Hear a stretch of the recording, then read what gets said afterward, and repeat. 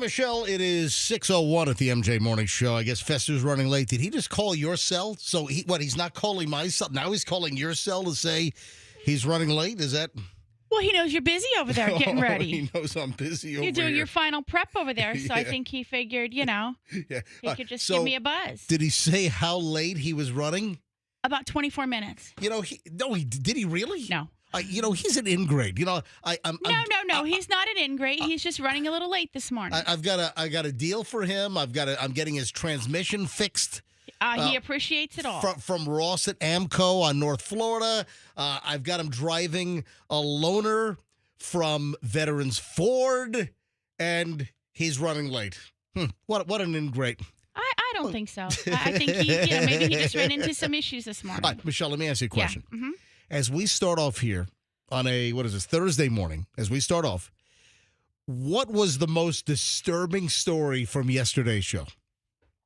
Think about this. The most disturbing story from yesterday's program. The bikini thong. Yes. Oh, man.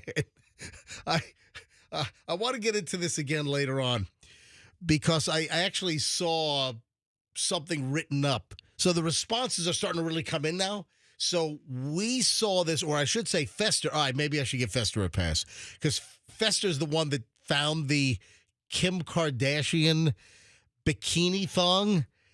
This is horrific. Michelle, it's early, so some people might be eating breakfast right now. How would you describe the Kim Kardashian bikini thong? Like a scary clown wig for your crotch. A scary clown wig for your crotch. I mean, I can only think that it's Halloween is coming, so maybe that's why this was, released at this time. I mean, I just don't know what else to think. If you want to scare somebody in the bedroom, get a pair of these. All right, it's a thong bikini. Right. So it's like a thong, the butt floss kind of thong thing. And up front, the bikini patch up front for a woman, it's covered with hair. So it's like a wig for your crotch. It's like you're buying a wig that instead of, affixing with the material up front is covered with hair. Right. Yes. And then, it just keeps it in place with the little strings that are normal for a thong. And then there are different colors for the different hair. Yeah. So it looks like... a wide range of color. So, if you really want to... Yeah, it looks like a... It looks like the lawn and garden people need to get there. It looks like there needs to be some serious trimming going on. Look, it's like an overgrown area. All right? Yeah, I just don't understand this because I feel like this generation especially, they have done everything they can to make themselves hairless in regions of their body that traditionally had hair. All right, hold on to those thoughts because I want to get into this later on. This is gonna be a debate. This is like a teaser. No. It's not a crotch debate, and people are trying to figure out what the hell's going on. And so what's the deal? Kim Kardashian, does she own Skims? Is that her deal? Well, it's hers. I mean, she had some backers, some investors. Okay, all right. But it's sort of like, was Skims her answer to that entrepreneur girl that started Spanx? Yeah. I guess you could say that. Because the Spanx girl, Spanx. Yeah.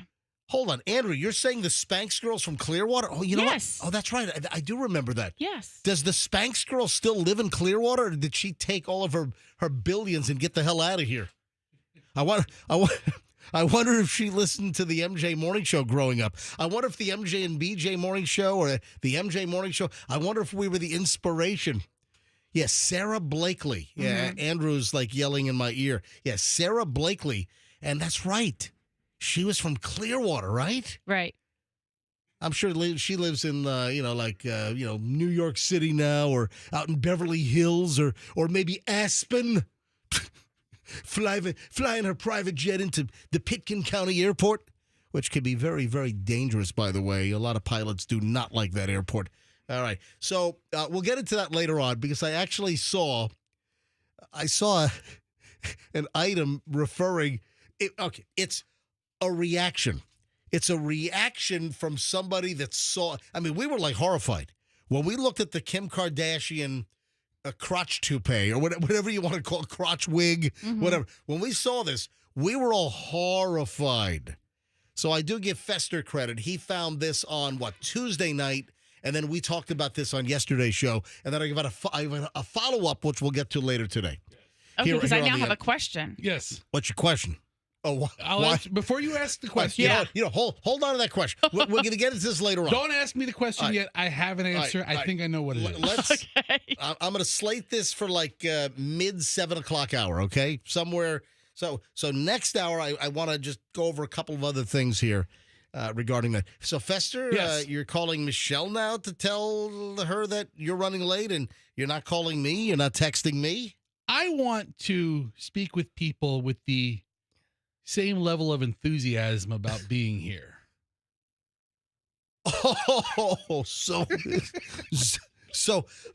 what you're saying is that I'm very enthusiastic about being here and doing the show every day, and that you're not, and you're putting my wife Michelle in that category on the lack of enthusiasm level. What are you talking about? I think we're mildly, very mild. We're mildly enthusiastic to be here. You know what? That's really a good front. That's really a good show to put on for our listeners. That's great. Fester is moderately excited to be here and also is lumping my wife in that same category. No, hold on.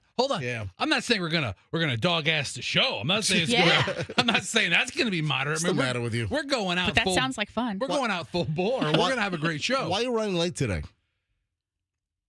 Micro tardies accumulated into me running like 5 minutes late. Is that what we're calling it? Micro tardies? I mean, a micro tardy. The dog walk this sounds morning. like I'm going to get listener complaints for calling people micro tardies. Well, listen. All right. Apologies to all dwarfs. By the way, Michelle, can we talk about the return? It's like Michelle's giving me a look. There's just been an influx uptick on something, and Michelle and I have discussed this. You know what? Let me jot this down. Let me just put down a question mark on my show sheet, and maybe I'll get to this question mark later on because Michelle kind of gave me you don't need to talk about this look. All right, so tell me about micro tardies. You wake up at the same time. Every day, wake up at the same time. Right.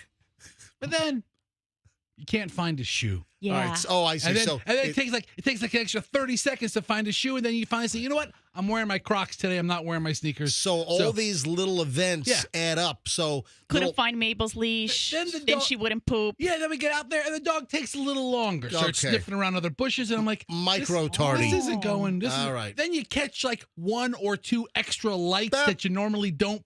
Yep. Breeze right through. Micro tardy. So all the micro tardies add up. You get a bunch of microtards in one room. Okay, and it becomes a legitimate tardy. So how many micro tardies were there? Like 10. I've counted. Well, hold on. You didn't give me 10 examples. Well, you didn't give me time. I think I had 1, 2, 3, 4, 5. I think you might have given me 5. Oh, get this. If there were 2 lights you didn't catch. He was out of toothpaste. He had to go find a new tube of toothpaste. You know, everything was just a little delayed. So that put you 5 minutes late, 4 minutes late to the show? Today is garbage day. Oh, geez. All right. Do I take my cans out the night before? No. Okay, that I don't understand. So that was a micro tardy as well. Yeah, okay. so everything added up. Great.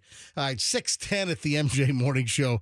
Just getting rolling. Hey, when we get back, Michelle? Yes. I don't like this. You know what? I don't despise it. I'm okay with it. It's not something I gravitate toward, but this is something you love. And this is something you consume virtually every single day. But I don't. I don't despise it. It's just something I don't, gravitate to. See if you can figure this out. But I read about something that if you know about this, and I'm surprised you didn't bring this up. I'm surprised you didn't see this in my pile of prep that you helped me staple last night. This apparently is something that you need. You absolutely need this. And I'm guessing that a very large percentage of our listeners need this item for something you consume, something you eat. What is it? I'll tell you next. On the MJ Morning Show, it's getting rolling. Thursday morning, Q105, 104.7 FM, and Shriner's got traffic. Hello.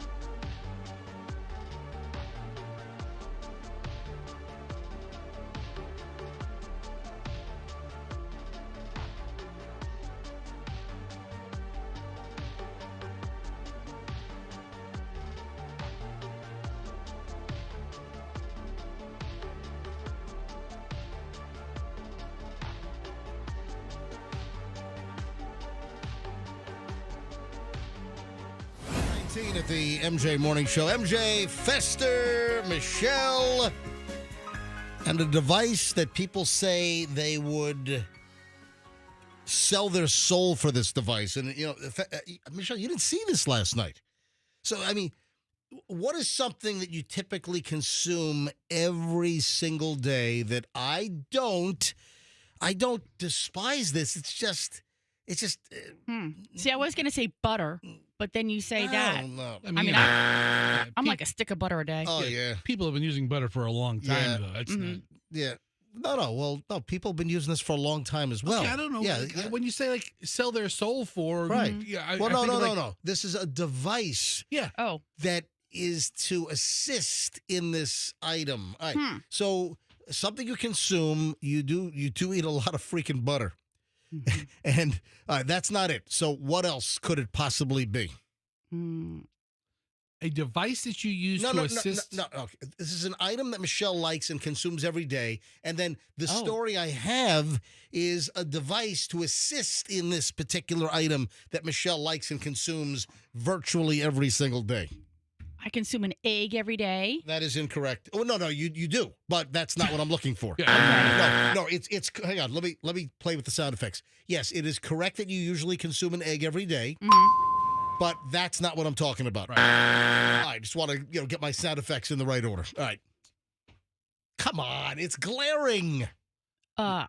I'm at a loss. There are tons of people that are listening right now that want to hear this that probably do the same thing, or on a weekly basis consume a lot.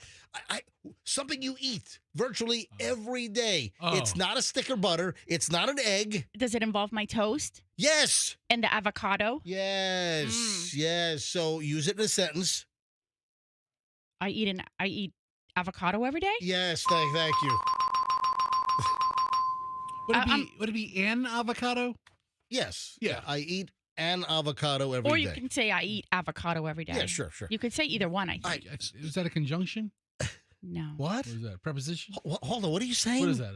A participle? Is it a participle? What are you saying? And What? in the All right. in grammar class, what would All right. "and" be? Is that a? I don't know. But I want to get back to sketching out the sentences. Okay. All right, let's, Yeah, I like how you made her use it in a sentence. Yeah. Use it Use it in a. I eat avocado. I will make that.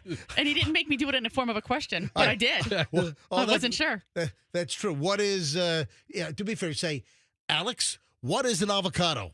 Alex, what is an avocado? There you go. You and Alex is gonna say. Now it's Ken. Yeah, 'cause- Alex is gonna Alex, say, yeah.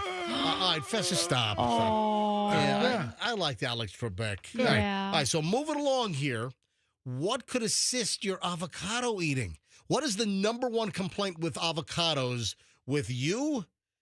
And I'm sure with our listeners that consume a lot of avocados. I am so terrible at figuring out if they are ripe and ready to eat. There you go. All right. Yeah. So I saw this headline, and I'm like, oh, man. The headline is, would sell my soul for this device. Americans can only dream of Finland's avocado ripeness machines. Oh. Say what? An avocado ripeness machine? If you're fed up with awkwardly squeezing avocados every time you're at the grocery store, well, you might need to move to Finland, apparently. So a video has been posted online, social media video, that shows a device that tells you exactly how ripe your avocados are. The device uses infrared technology to analyze the inside of an avocado without cutting it open, showing shoppers whether to eat today or wait 1, 2 days, whatever. I guess the machine tells you this. So why is this exclusive only to Finland? I mean, when I think of avocados, Finland, avocados from Finland. No. The avocados are not. When I think of avocados, Finland comes to mind. It's like, No, they don't grow avocados in Finland. Avocados from Finland. No. I'm sure the avocados in Finland are Avocados from Mexico. Yeah, that are. Or they're avocados from Spain. Oh, that's true. There are. Yeah. You know what? They're just going to pick somewhere that's a little southeastern or southwestern of their, region. Avocados from Mexico. Am I the only one that thinks Finland cuisine is just like salt fish? Yeah, I'm not really Yeah. sure how the avocado fits into Yeah, what they're eating. Like tinned fish. Yeah. Ew. I just think of like all they eat in Finland is like preserved fish in a can. I mean, I'm sure a lot of it's fresh. I mean, they have a reasonable coastline there, right? And I'm thinking the tin cans of fish they eat in Finland, they don't even have the modern pull tabs. Remember back, you had to use the key? Yeah. Do you remember? I mean, when I was a kid, like you'd open up a can of like sardines or something, and there was like a metal tab that seemed like it was very dangerous. And you had to pull like a metal tab up. And then there was a key. You had to put the tab through the key and then turn it. And then take the lid off. Yeah, remember that? I think, Do those exist anymore, or are those gone? Was that the dumbest thing ever? Well, they worked. It was efficient. Right. I mean, it wasn't dumb. So's a pull tab. Maybe not for that. Maybe not for that intensity or thickness of tin. Except what sucks when the pull tab comes off. You're trying to open up a can of smoked oysters or something, and then the pull tab comes off in your hand. And you wish you had a key. Yeah. So I remember my mother. Or a chisel. Used to have ever have like boiled ham in a can? Yeah. Oh, that's right. Yeah. Yeah. I mean, my grandfather Those- had that kind of stuff. those We had- never ate really. Those had a key too, didn't Yeah, they? that's what I remember the key. Boiled ham in a can. Yeah. And Hold on. Did Spam once have a key? I feel like that sounds I don't right. know. Yeah. It's All a right. pull tab now. All right. So let me get back to Finland's avocado machine. I mean, have you ever been to a Finnish restaurant? Yes. Really? Yes. In Finland? Yes, because Michelle and I have been to Finland. Okay, those are just called restaurants then. We've been to all three. We've been to all three of those countries up there. Finland, Norway, and Sweden? Yeah. Yeah. Okay, so Yeah. are there avocados on the menu at the Finland restaurant? The restaurant in Finland? I don't remember that, and also I just don't think that goes with their food. Like how many people in Finland are eating avocados? That this was a thing for them to invent. Canned salted fish with avocados on top. Right. Big delicacy up there. If you would have said name 50 countries that this could possibly happen in, I would never have said Finland. But why does Finland have an avocado ripeness machine and we don't have those here? I don't get it. That infrared's probably illegal here. No, it's not. Is that what it is? Is that how the machine works? That's what he said. He said it shoots infrared in there, right? So to indicate the ripeness. And there's video online of a person named Juka. Juka is shopping at a Finnish grocery store and finds one of these scanners in the produce section.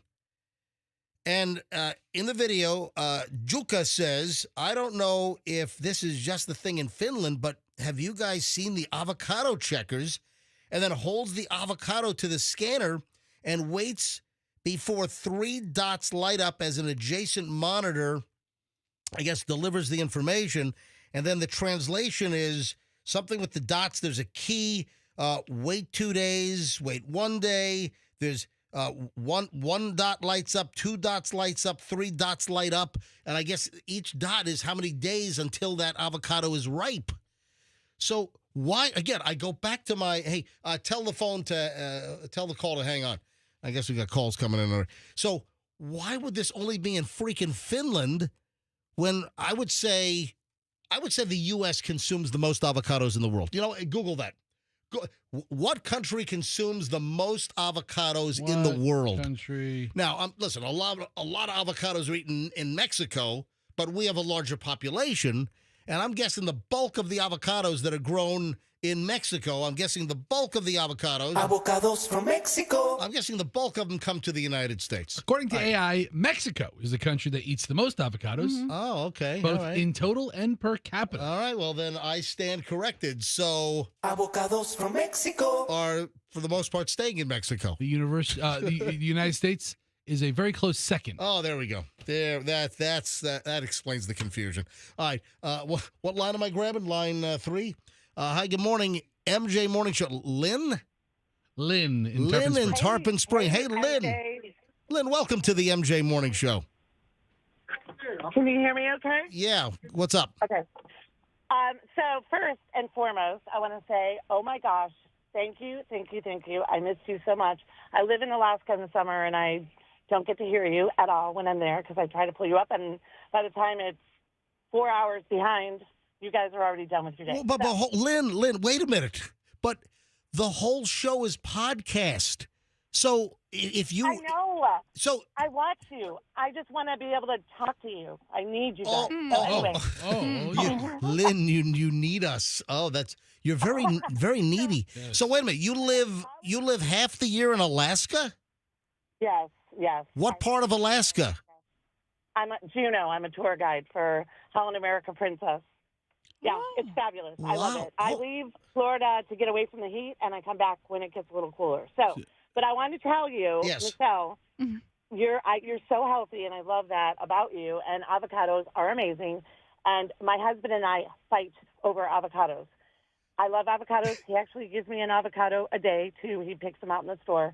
The other day, he brought home a rotten one. I'm like, you don't feel it before you bring it. Oh, you don't touch it. You don't grope it. You don't, make it so that it's gonna be something that I can consume. I had to throw it in the garbage. So we get in fights over it because he goes, why does it have to be ripe? I'm like, it takes forever. It to does. Make it not ripe. And you know what? When you get one that is just right, it's like heaven because it's so rare. Yes. Well, It's I always not buy the black so- ones. I always buy the bougie.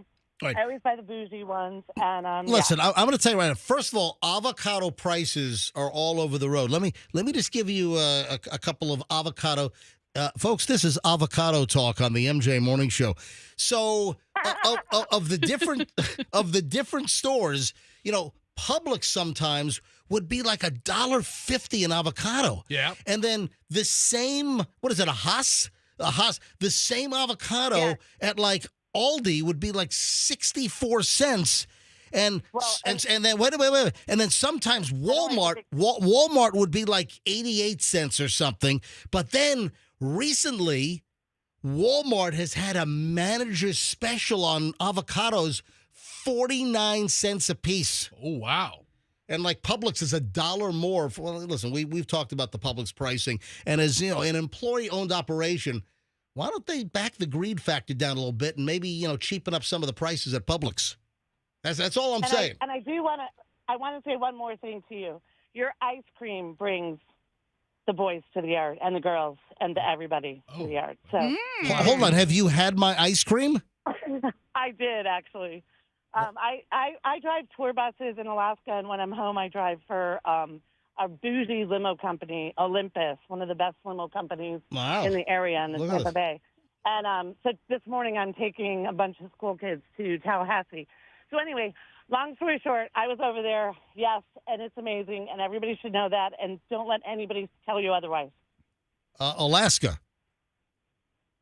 Yes, Michelle and I and the kids, we've all been to Alaska, and we spent a whole week in a motorhome driving the Kenai Peninsula. Then we got into Denali all the way to the end of the road. And anyway, hey, listen, Lynn, thank you. Let me tell you this. Okay. I drive back and forth in my car to Alaska every year. What is it? You drive from Florida to Alaska? Yes. 4,300 miles every single year. Oh, that's a great drive. Tell you what, that's not a leased vehicle, is it? No.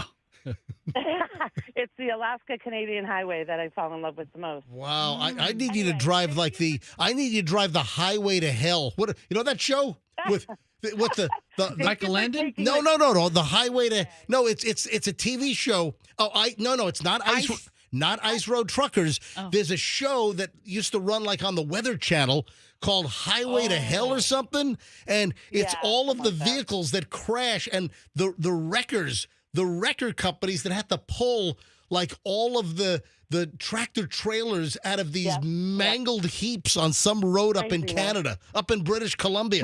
My favorite Alaska show is Ice Below Zero. There you go. Hey, Lynn, I got to take a hard break here, but thank you so much. And I know. Thank you, guys. Thank you, Lynn. I love you.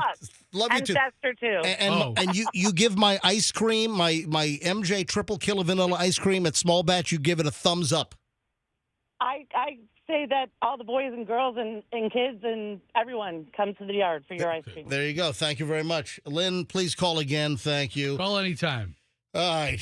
Early morons in the news next. And then, of course, we got to give you a chance to crack the safe. You know what? Let's grab caller 7 right now, 800-990-1047.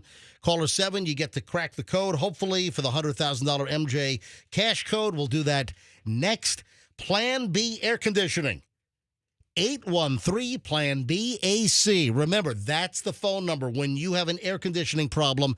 813 Plan B AC, or the website is planbairconditioning.com. This is one of the trades that we all need. At some point, the air conditioning is gonna blow. It's just going to break. It might not. She's going to blow. No, I don't think your air conditioning is going to. Well, hopefully it doesn't. But at some point, your air conditioning is going to break. And when it does, you need a good, reliable air conditioning company, and that's Plan B Air Conditioning. Kenny and his team, they care. They're on time. They're priced right. They have expertise. You'll get a text saying who's coming. You'll be able to even monitor the vehicle and what road they're on as they're headed to your place. It's planbairconditioning.com for any air conditioning issue. If you mention me, MJ, they'll give you 10% off. Planbairconditioning.com. If you're in a car wreck, if you're in a slip and fall, the most important thing is to secure legal representation as quickly as you possibly can.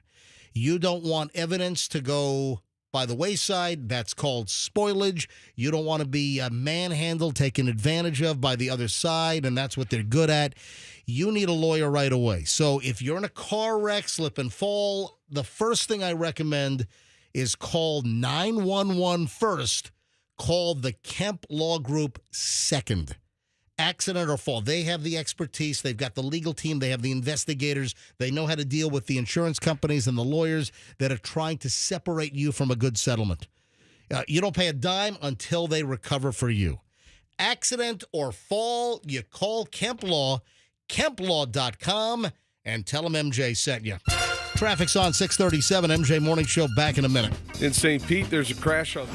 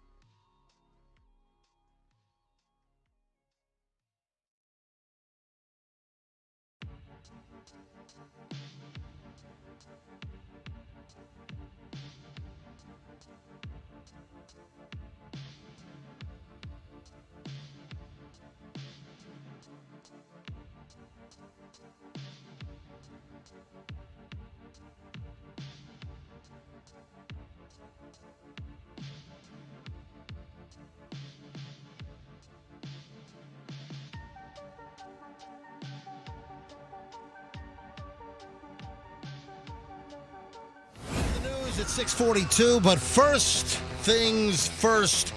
Let's grab Mark in Tampa. Mark, welcome to the MJ Morning Show. Mark, I need a 5-digit code from you right now. Go. 25107. 25. One more time, please. What? 107. Let's enter 25107.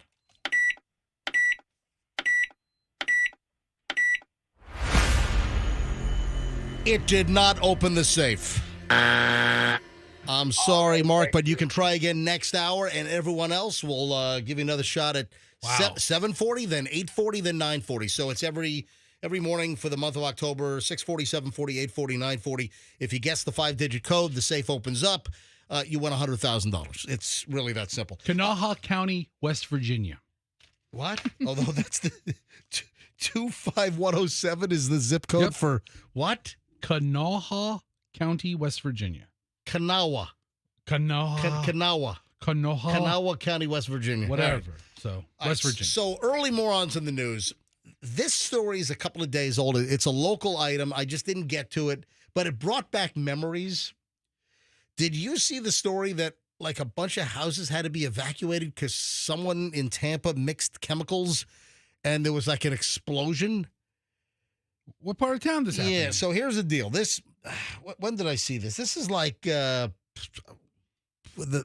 think I printed this on the 13th. So what is it? This 3, so maybe Monday? Was this Monday? Monday was the 13th. So according to Channel 8, Tampa Fire and Rescue crews responded to a hazardous materials incident in a neighborhood. Yeah, Monday. Tampa Fire Rescue said the situation prompted homes to be evacuated along South Covina Circle, which is located south of Bush Boulevard, east of North 40th. So not far from, like, Busch Gardens. Yeah, you could probably see a couple of the Mel's Hot Dogs, right? You can see the roller coasters on the skyline. You can see the roller coasters from 275, man. You can just look on over. Really have to look. All right. A person inside the home mixed multiple caustic chemicals, which reacted and caused a small explosion. It damaged the roof and left fumes coming from the home. Wait a minute. If you're mixing chemicals and you cause a small explosion and it damages the roof, what's going on with this person's face? That's what I didn't hear. I didn't hear if their face was intact or if they, in the Batman movie, who's the guy that had like the half blown off face? Two-Face? Yeah. Half face? Whatever it was. Half face? Two-Face. Yeah. I think it's Two-Face. Yeah. And he had like that coin. Yeah, Tampa Fire and Rescue hazmat team and the Tampa Police Bomb Squad were called to the home. Nearby homes were evacuated. Residents returned to their homes about 1 p.m. No one was hurt. Wait a minute. If the roof had damage in this person's house, how are they unhurt? If this thing blew up, 2 people requested medical evaluations but declined to go to the hospital. I guess a whole bunch of investigators are still looking into the matter. Florida Division of Emergency Management, Federal Bureau of Investigation, Florida Bureau of Fire, Arson, and Explosives all responded to the home. Man, you got the feds showing up to this thing. So it wasn't like a explosion. Dude, it damaged the roof. Okay, hold on. How it was they said it was a small explosion. So the small explosion causes a fire. And then the fire, now you have a building on fire, and that would damage the roof. Okay. So maybe, like, let's say the explosion was the size of, a bowling ball. Oh, you know whose house it was? Who? Sweet Brown. Oh, Lord Jesus, it's a fire. Yeah. And it all started with a small explosion because somebody was mixing caustic chemicals. Let me tell you what's not in the story, which I got to know. I got to know what the chemicals were. Was this like a cleanup job? And man, you know what? I got a real heavy duty cleanup job. I'm gonna grab bleach, ammonia. I'm gonna grab everything and just mix it together. I'm gonna make like a super top job. Is that still a cleaner? Do they still have Top Job? I think they do. My mom used to buy Fantastic and Top Job, right? Wasn't Top Job a cleaner? Do they still sell that? I never heard of that. You never heard of Top Job? Yeah, No. first thing, Top Job cleaner. Yeah, is that still around? Oh yeah, Top Job. Yeah, Yeah, oh yeah. it's in the green bottle. Yeah, Top Job. Yeah. And then Fantastic. Is that still around? Fantastic. Yes. Yeah.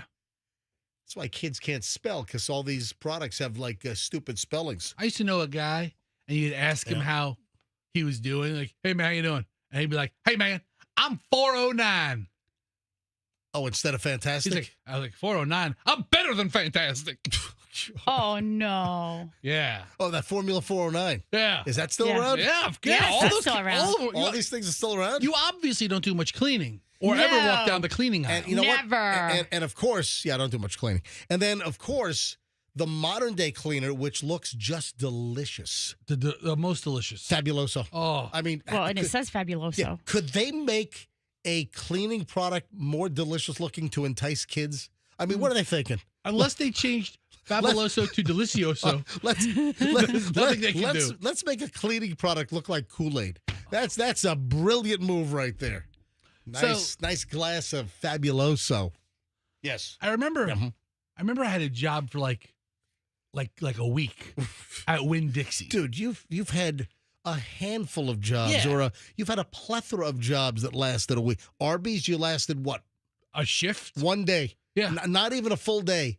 Fester was were you fired or you never went back? You went to lunch and never came back? It's or? kind of, well, the manager, Brock, and I had a mutual parting of the ways after That's the first like shift. I got a wife and kids in Baltimore, Jack. Got a job at Arby's, broke for lunch, and never came back. The first job they had me do was to glaze the turnovers. Yeah, I know. We've heard and, the story. And I drank the icing out of the bag. Yum. and Brock kind of walked in on it. Brock the And Arby's. I had like icing all coming out of my mouth. He's like, dude, we can't do that, dude. Why not? So I'm like, Brock, whatevs, man. Brock the Arby's manager. Let me work the Jamocha machine. Yeah. But anyway, I had a job at Winn-Dixie. Arby's, we have the meat. All right. And What if Brock's still working for Arby's? he's probably All right. regional manager. All right, so you got a job where? I had a job at Winn-Dixie right across the street from the Arby's. And I was there for 5 days, 6 days. And you have to be on mop crew. All baggers were on mop crew. And I mixed bleach with ammonia. Oh, did they have And to evacuate the store? We cleared the store out. Oh no! Oh my god! And we had I don't remember the woman's name, but she was like a real sassy Southern woman, the kind of woman that worked for Winn-Dixie in the early 90s. Oh, yeah. And she was like, don't you know you can't mix bleach with ammonia there? You're going to kill all of us. And I'm like, Well, sorry. I think I've discussed this story on the show. I remember when I was a kid. See, we were in the Haygood house, Michelle, in Virginia Beach. So we were on Haygood Point Road. This would have been probably maybe 1979 or 1980. So I would have been like 13 or 14 years old. And I had a bunch of friends were over, and something prompted us. Oh, you know what it was? We were talking about the warning label. Do not mix this product with other products. Yeah, what happened? So, of course, we decided to test it out, and nothing happened. We got all of the products that say don't mix this with, I think it's like bleach and ammonia, and kids, don't try this at home but we found every single chemical and cleaning product in my house, and we did have the right mind to go outside and do this out in the yard. And nothing had, no toxic green slime gas came off. But kids, do not try this at home. We were complete, absolute morons. All right, moving along. But I want to know the list. Come on, give us the list of chemicals this person used in the Busch Gardens area to damage their roof and cause an explosion. All right, next. When you think of contraband in a prison, what do you think of? I mean, first thing I think of is shank. About shank, drugs, cell phones. There's only one way to get those cell phones in there, Oh, yeah. And the iPhones hurt. Especially the XLs. Oof. Yeah. All right, so listen to this. Travis County, Texas. A correctional officer with the Travis County Sheriff's Office has been charged with bringing contraband items into the county's correctional facility in Austin. The contraband? Chicken wings. Ooh. I don't know. No, they weren't shoved up the butt, though. They weren't smuggled in. They were smuggled in, but not that way. Yeah, exactly. These chicken wings taste like crap. Oh, all right. So on August 21st, the corrections officer with the security threat. There's some guy doing life, and he's like, I love him. Yeah. So a corrections officer with the security threat intelligence unit became aware that another newer officer may have been providing chicken wings to an inmate in exchange for money. So, oh, yeah, brilliant deduction. They're finding wing bones in the cell, or where are they coming from? Yeah. So I guess the guard, the corrections officer, was charged with bringing contraband into a correctional facility, Class B misdemeanor. Anyway, the officer was terminated. There you go.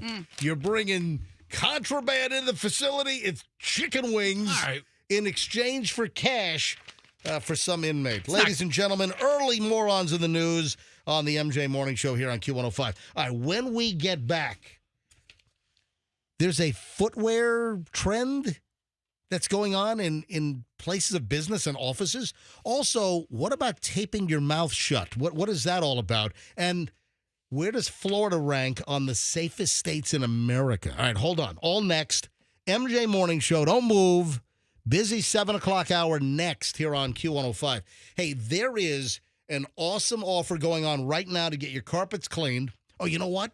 The person that mixed all the chemicals near Busch Gardens and caused the explosion, I'm guessing they need their carpets cleaned. Oh, yeah. Mr. Jackwagon or Mrs. Jackwagon or the Boneheads, call Zero Res, because if your carpets got kind of messed up and they need a good cleaning, you call Zero Res. And right now, during the month of October, $119 gets you 3 rooms of carpet clean. That's a great deal.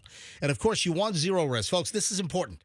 If you need your carpets cleaned, why do you want Zero Res instead of the other companies? The other carpet cleaning companies use heavy chemicals, soaps, shampoos. They leave a residue. The residue attracts dirt faster. Zero Res uses ZR water. It's a patented process. They don't leave a residue. Simple. Get 3 rooms of carpet clean for just $119. You got to tell them MJ sent you. Go to ZeroResTampaBay.com, ZeroResTampaBay.com, and give them a call.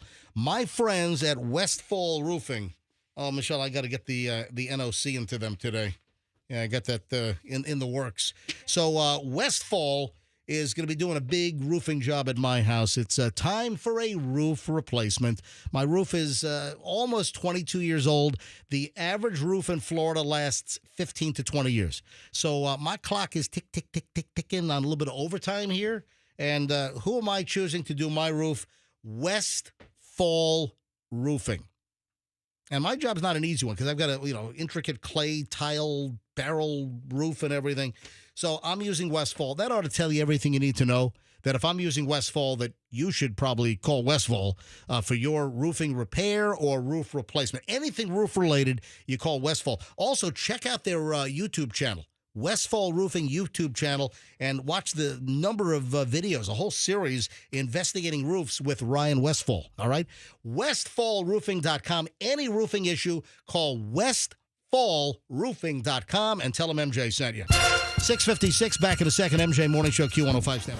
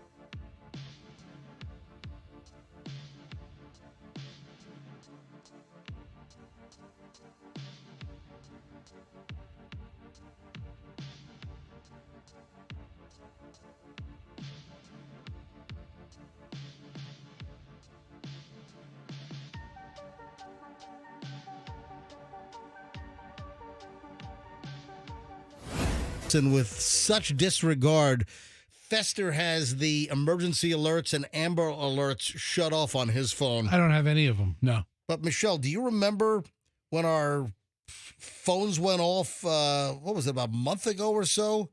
And it was like a child abduction, and it was like a 17-year-old up in Marion County, a little north of us. Yeah. Remember that? Yeah, they arrested that little turd for faking the whole damn thing. It was all fake. Yeah, remember that? Yeah, so the update is, I saw this a couple of days ago. Marion County teen accused of faking his abduction, now arrested. Yeah, good. Caden Spite. Yeah, got you spite right here. I believe in spite. I believe in having your ass arrested when you caused a disturb. We were watching TV, weren't we? What was the deal on that? Yeah, I think we were watching TV and they both alarmed at the same time. Our phones go, the Amber Alert flashing on our phones. Yeah, this is a kid, according to the Marion County Sheriff's Office, fabricated an incident where he claimed that he was kidnapped and shot. Yeah, they arrested the kid. Well, good. Serves him right. Charge him hopefully he's charged as an adult. At 17, close enough. You know what? I know nothing about this kid. Right. I got all those alerts. Shut up. I know. I shut mine off now, thanks to you. No, did you really? Yeah. Yeah.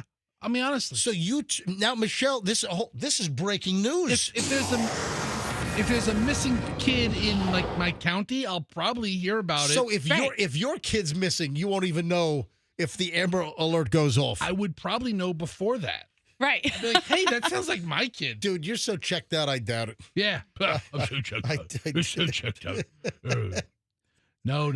You okay over there? You. How ridiculous are you? So I Very. You're so checked out you wouldn't know if your own kid was missing. I think Fester would know. Yeah, I mean, don't confuse, home life with, all right. work life here. Yeah, I don't need to hear about kids in Miami getting, You ready for my footwear story? Yeah, listen, they need to be able to delineate. I mean, The whole county gets it. Somebody, a kid in Escambia County, right? Southern Alabama doesn't get it. It's right there. The further that's a good point. I'm full of good points. Yeah. Oh, suddenly I'm checked in. Yeah. Check back in. Guess what? Check-in time 7 a.m. It's like a switch. Fester's checked in at 7:04. Look at this. Punch my clock. Check-in time. Or early. You got early check-in. Ooh, it's a credit card benefit. You know what? Early check-in and late checkout. Late checkout's actually more important to me. I have a late flight and I'll be here all day. So all right, so we got to move on to footwear. But that's a good point that they got to figure it out. That if you've got an Amber Alert, let's say in Jacksonville, do we really need to get it here in the Tampa Bay area or down in Miami or down in Key West or something? Do we need an Amber Alert to set off all of our phones here in the Tampa Bay area? No, I don't think so. All right. So what is this footwear story? It's footwear time here on the MJ Morning Show. I saw something that I can't believe this is true. There is a trend where people are going footwear free in the office. Oh, gross. What? Just barefooted? What? When you say footwear free, you're talking about barefoot. Yes. I mean, it just seems like a really wordy way of saying barefoot. Or I would imagine maybe socks. But this is a new, I guess, trend that some offices are having people take their shoes off, or a lot of people are joining this effort, and it's sort of a to take your shoes off in the office. I guess part of this is the inspiration is from, and I didn't know this, some Silicon Valley tech startups They have footwear-free floors. That sounds like a normal thing for those Fruit Loops nerds out there. I mean, honestly. Well, you never liked that show, Silicon Valley, but Actually, I did like it, but you never watched it with me. Oh, it's called Having Kids. It was just on at the most inconvenient time for me. Sorry. Well, we had like was it HBO or one of those shows? Yeah, I mean, we had it on demand. But I DVR'd them all. Right, but this no wearing shoes in an office thing sounds exactly like something they would do out there. Let's have a really cushiony gym floor, and so let's not wear shoes, and it'll be more comfortable for your feet. You do an office with a gym mat floor, or like a trampoline floor or something. You know what else they like to do out there? They probably like to sit on the balls, those big like exercise balls. It's so much better for your back. That's Can't BS. Yeah, it hurts. They love sitting on balls out there. You got a weak core. Instead of sitting on a regular chair, right. Some people sit on those exercise. Yeah, some school here was trying to do that too, like back in the day. Oh, really? Oh, yeah. They were like, they wanted the kids to all at the desks sit on these exercise balls. What school was that? I'm not talking about it. I'm talking about it, but I'm not going to. I don't want to call them out. Oh, come on. What school was it? 20 years ago. Come on. I think it might have been the Jewish school up on Dale Mabry somewhere. Like a Hebrew. Hey, Amber, what's the Hebrew school up on Dale Mabry? I don't know of one in Dale Mabry. Carroll is it? Carrollwood somewhere. Yeah, isn't there a Jewish school on Fletcher? There's a Hebrew Academy or something or something like that. Yeah, there's a. No. Oh, don't know one in Dale Is Mabry. it Hillel? Is that, I don't know. That's on Fletcher. Oh, okay. Hillel's on Fletcher. Okay, it might be Fletcher. Oh, so you're telling me that years ago you heard from friends that they wanted to put the kids on exercise balls? I think it was them. You're just itching for those kids to like throw them at other kids' heads, you know? We were like, really? I mean, we get it. You're like trying to help their spines at this young age, but honestly, these kids are out there on the playground, monkey barn, falling all over the place. I mean, give them some support when they're sitting in the classroom. There you go. All right. Wow, you're really passionate about this ball sitting stuff. Yeah, I didn't like it. I really underestimated you and your conviction on sitting on balls. Don't like sitting on balls. Well, I'm about to say, whoa. I'm not a ball sitter. No, you aren't. Jesus. Put those balls away. She's not going to sit on them. Keep them away from the Jewish kids, too. All right. Fester. Wow, I didn't know you were going to come in that hot about the ball stuff. We're talking about wearing no shoes in the workplace. Michelle's like, let me tell you about balls. Hey, I think they go hand in hand. Walking on gym floor, sitting on balls. Listen, if you want balls, you go to Dick's. All right? Yeah, but they have all kinds of workout. You hear about the big Dick's that's opening up in Brandon? Oh. Bigger than the one in Tampa? Yeah, there's a bigger Dick's opening up in Brandon than the one at International, if I'm not mistaken. All right, moving along. Fester, how is your apnea problem these days? Bad? All right. I'm asleep during it. All right. The reason why I'm bringing this up is people that like have apnea or, also a lot of, if you have apnea, there's, you'll stop breathing for a bit, right? Yep. But then also, won't you have like a comeback or a reaction where you start making all kinds of noise or? I think apnea is like a spectrum where like snoring is a form of apnea of sleep apnea, right? And then there's the people who completely stop breathing, and then your wife kind of looks at you and she starts counting, and then you get to 20 and you're turning violent. Yeah. All right. So some people are taping their mouths shut. We did this story. It was like called combat tape or something. No. Hold on. Hold on. This is we mentioned something. Hostage tape. Yeah. We mentioned this in a different capacity a long time ago. No, it wasn't. It was while I was here, and it was just recently, and it was putting the tape over the mouth for the breathing purposes because it helps them breathe better at night. I found a different story here that doctors are warning people do not do it. Yeah, we had a story about it was something similar, but this is different. That doctors are saying do not put tape over your mouth. Dr. Kimberly Hutchinson, a neurologist and sleep medicine expert at Oregon Health and Science University, I guess getting into, did like a YouTube video about don't tape your mouth. Oh, yeah. And then Fester went to the Hostage Tape website. We talked about that some time ago. Michelle, it's been a couple of months. But the latest now is that we have a medical doctor warning about taping your mouth shut. Yeah, that's the new information. Of course, Yes. we've done it when we first heard about it, but now the doctors are coming out of the woodwork. Yeah, but the original thing we did was hostagetape.com. I think our friend Don, the IT guy, actually has hostage tape and role plays with it. Can I? Please stop it. Can I ask a question here? So hostage tape, and we did talk about this some time ago. Their website has a guy with tape over his mouth, hostage tape, and the website has big font that says "Stop snoring, start sleeping, stay married." 51 million mouth tapes sold. All right, so they're selling this stuff to tape your mouth to stop snoring. Right. So you breathe out of your nose and you stop snoring. You better have clear sinuses. Let me ask you a question. And I might have asked this last time. How many people are using hostage tape for actual hostage situations? So this isn't the tape you'd want to go to for that. You'd want to stick to old-fashioned Duct tape. Yeah. Ooh. Yeah. Because this hostage You know tape, what? Should we be giving out hostage tips? if you're going to be taking hostages and you're counting on us for What's the matter tips, with us? you're probably Anyway, the new Ill-prepared. the new information, Michelle, is that Dr. Kimberly Hutchinson, Hutchison, no N, Dr. Kimberly Hutchison has a video out, and she's just making a big stink over do not tape your mouth. why? I'll tell you what. What's the science? Let me tell you right now. This hostagetape.com website company, they're going to kidnap Dr. Hutchinson. They're going to put tape over her mouth as they throw her in the trunk of their car because she's trying to trample on their business model.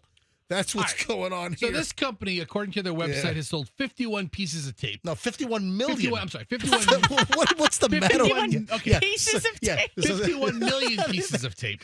We're a huge success. We've sold 51 pieces of tape. Okay, 51 million pieces of tape. Yeah. And there's been no negative medical The hell?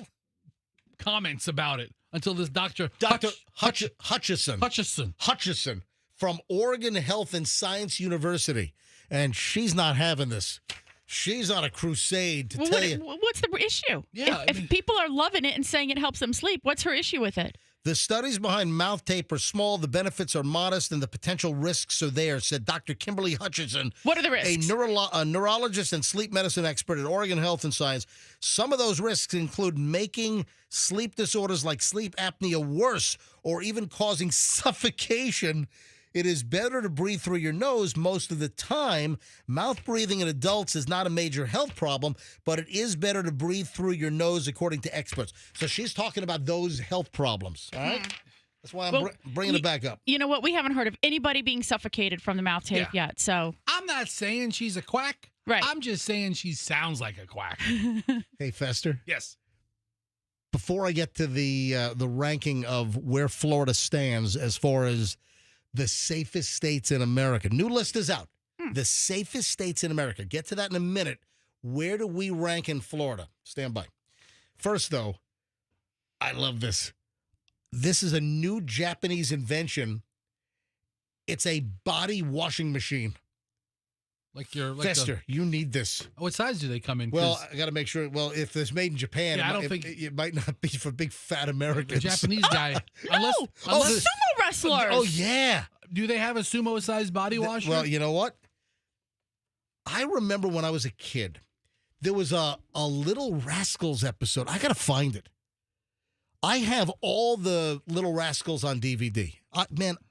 My brother and I would watch the Little Rascals Saturday morning, Sunday morning on some channel when we were growing. We loved those damn things, right? Little Rascals and Our Gang.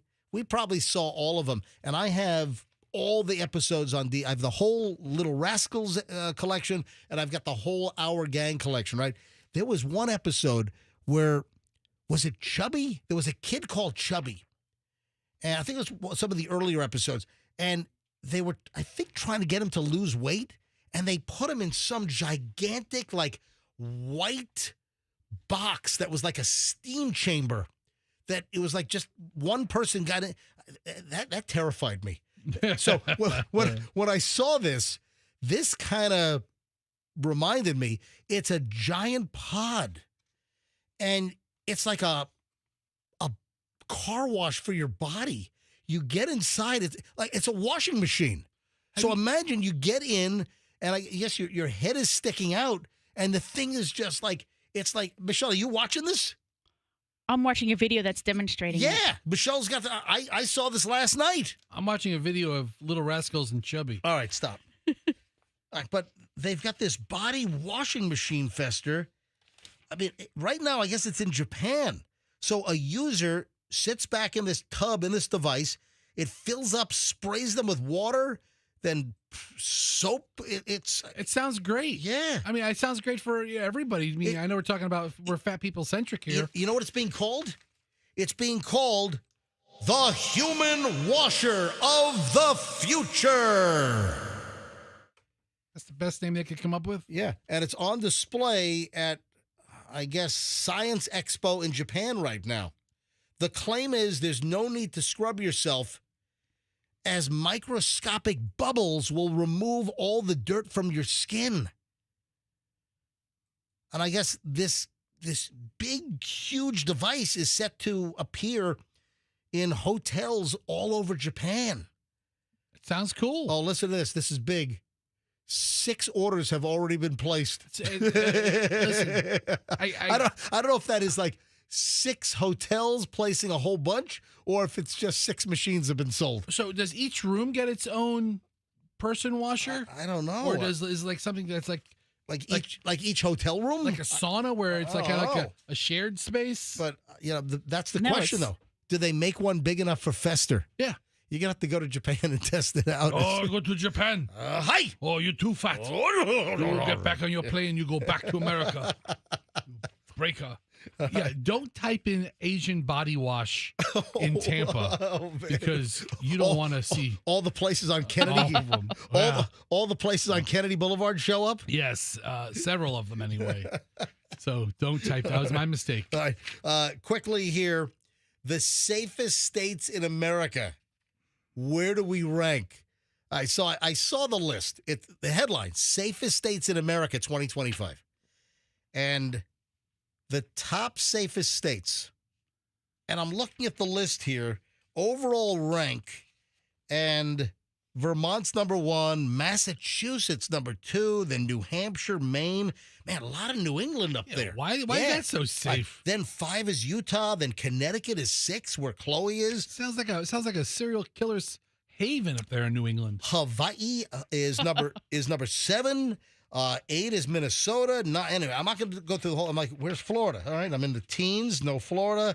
I'm in the 20s, no Florida. I'm in the 30s, no Florida. Where the hell? Holy, 47. Oh. We're the 47th safest state out of 57 states. Oh, no. I'm kidding. That was a little joke. Out of some people got that. Out of 50 states, we're number 47 for safe states in the U.S. What's behind us? Oh, you want to know? It's a good question. Like Illinois, Texas is 48. really? Mississippi is 49.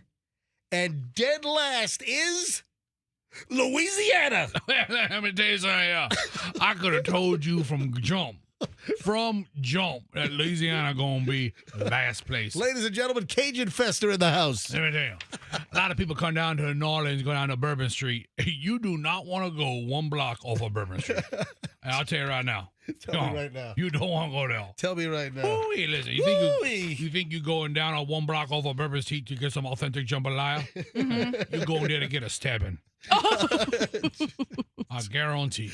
And what about Mardi Gras? A couple of blocks off of Bourbon Street. You know what Louisiana people do during Mardi Gras? What's that? Stay home. Stay home, but big old tourist trap. I said big old tourist trap. You know, Mardi Gras, it's a French word for stabbing tourists. That's what Mardi Gras means. You didn't know that, did you? I didn't know that. Yeah. Ladies and gentlemen, Cajun Fester. Well, where have I been for? We need more Cajun Fester. We sure do. 721. 721 at the MJ Morning Show. When we get back, we start over an hour and 20 minutes of nonstop MJ. And then, first thing up, though, and I love this. 18 things we do today that would be rude as hell just 20 years ago. Things we do today that would be rude as hell, let's say, 15, 20 years ago. All right, that's going to be first up. Oh, and there's a whole lot more. There's so much crap next because we do an hour and 20 minutes of nonstop MJ next here on 104.7 FM Q105. Let me tell you about my friends over at Veterans Ford. They have, and listen to this, they have 4 amazing Ford models for under $30,000. You're looking for a brand new, great car, nicely equipped, under $30,000. They've got the Maverick. They've got the Mustang. They've got the Bronco Sport. They've got the Ford Escape. And they've got it all over at Veterans Ford. These are beautiful, brand new, well-equipped vehicles, great on gas. Also, interest rates as low as 0%. Rebates as high as $6,000. Aggressive pricing. Plus, you walk into Veterans Ford and you tell them you want the MJ deal. No other Ford dealer in town will beat them. Seriously, you walk into Veterans Ford and you tell them you want the MJ deal. You're going to love their service department. If you've had issues with Ford service in the past at other places, go to Veterans Ford. You're going to love their service department. Veterans Ford, it's Linebaugh and the Veterans Expressway. And, of course, tell them that MJ sent you. TwoCollegeBrothers.com, hands down, this is the moving company you want. Don't get wambooky. Don't get screwed. Don't get hosed. I'll go through a whole thesaurus here of things that happen, bad things that happen when people pick a lousy moving company. And they're out there, folks. Let me cut the heartache. Let me cut the hassle. Let me cut the strain, the stress. Just go right to Two College Brothers Moving and Storage. You've got the others, then you've got Two College Brothers. Got to have the brothers. TwoCollegeBrothers.com if you're looking for a great quote and you're looking for a great move. Their business model at Two College Brothers is great reviews from customers like you. They have over 1,100 five-star reviews. You don't get those reviews unless you're great. Don't end up with a newly released convict moving you from another movie company. Just call 2collegebrothers.com. Tell them MJ sent you and get a whole bunch of free moving boxes. 2collegebrothers.com, the smartest move you'll ever make. Let me tell you another smart move, and it's dealing with International Diamond Center, IDC. There's never been a more challenging time to buy a diamond. Prices have fluctuated. You've got the lab-grown diamonds flooding the market. You've got online jewelers selling crap, right? It's easy to get turned around, folks. It's easy to get upside down, get confused. Worse yet, taken advantage of. But not if you shop at IDC, International Diamond Center. IDC is your refuge. It's a place where they take the mystery out of diamonds, where you can get the facts, learn the secrets of the industry. IDC is your trusted source. They've been here since the 1980s, still locally owned, Florida-based, family company, connected to the community. Even if you don't buy from IDC, you should go there and get an education, a free education. Learn where the diamond and jewelry landmines are in the process. If nothing else, IDC will make you a more dangerous shopper. Yeah, guys, holiday season coming up, so IDC is your place for all the jewelry, the diamonds, all the nice things. IDC, Tampa, Clearwater, Lakeland, and Sarasota, International Diamond Center. Tell them MJ sent you. 7:25, traffic's on. MJ Morning Show back in just a minute. And see.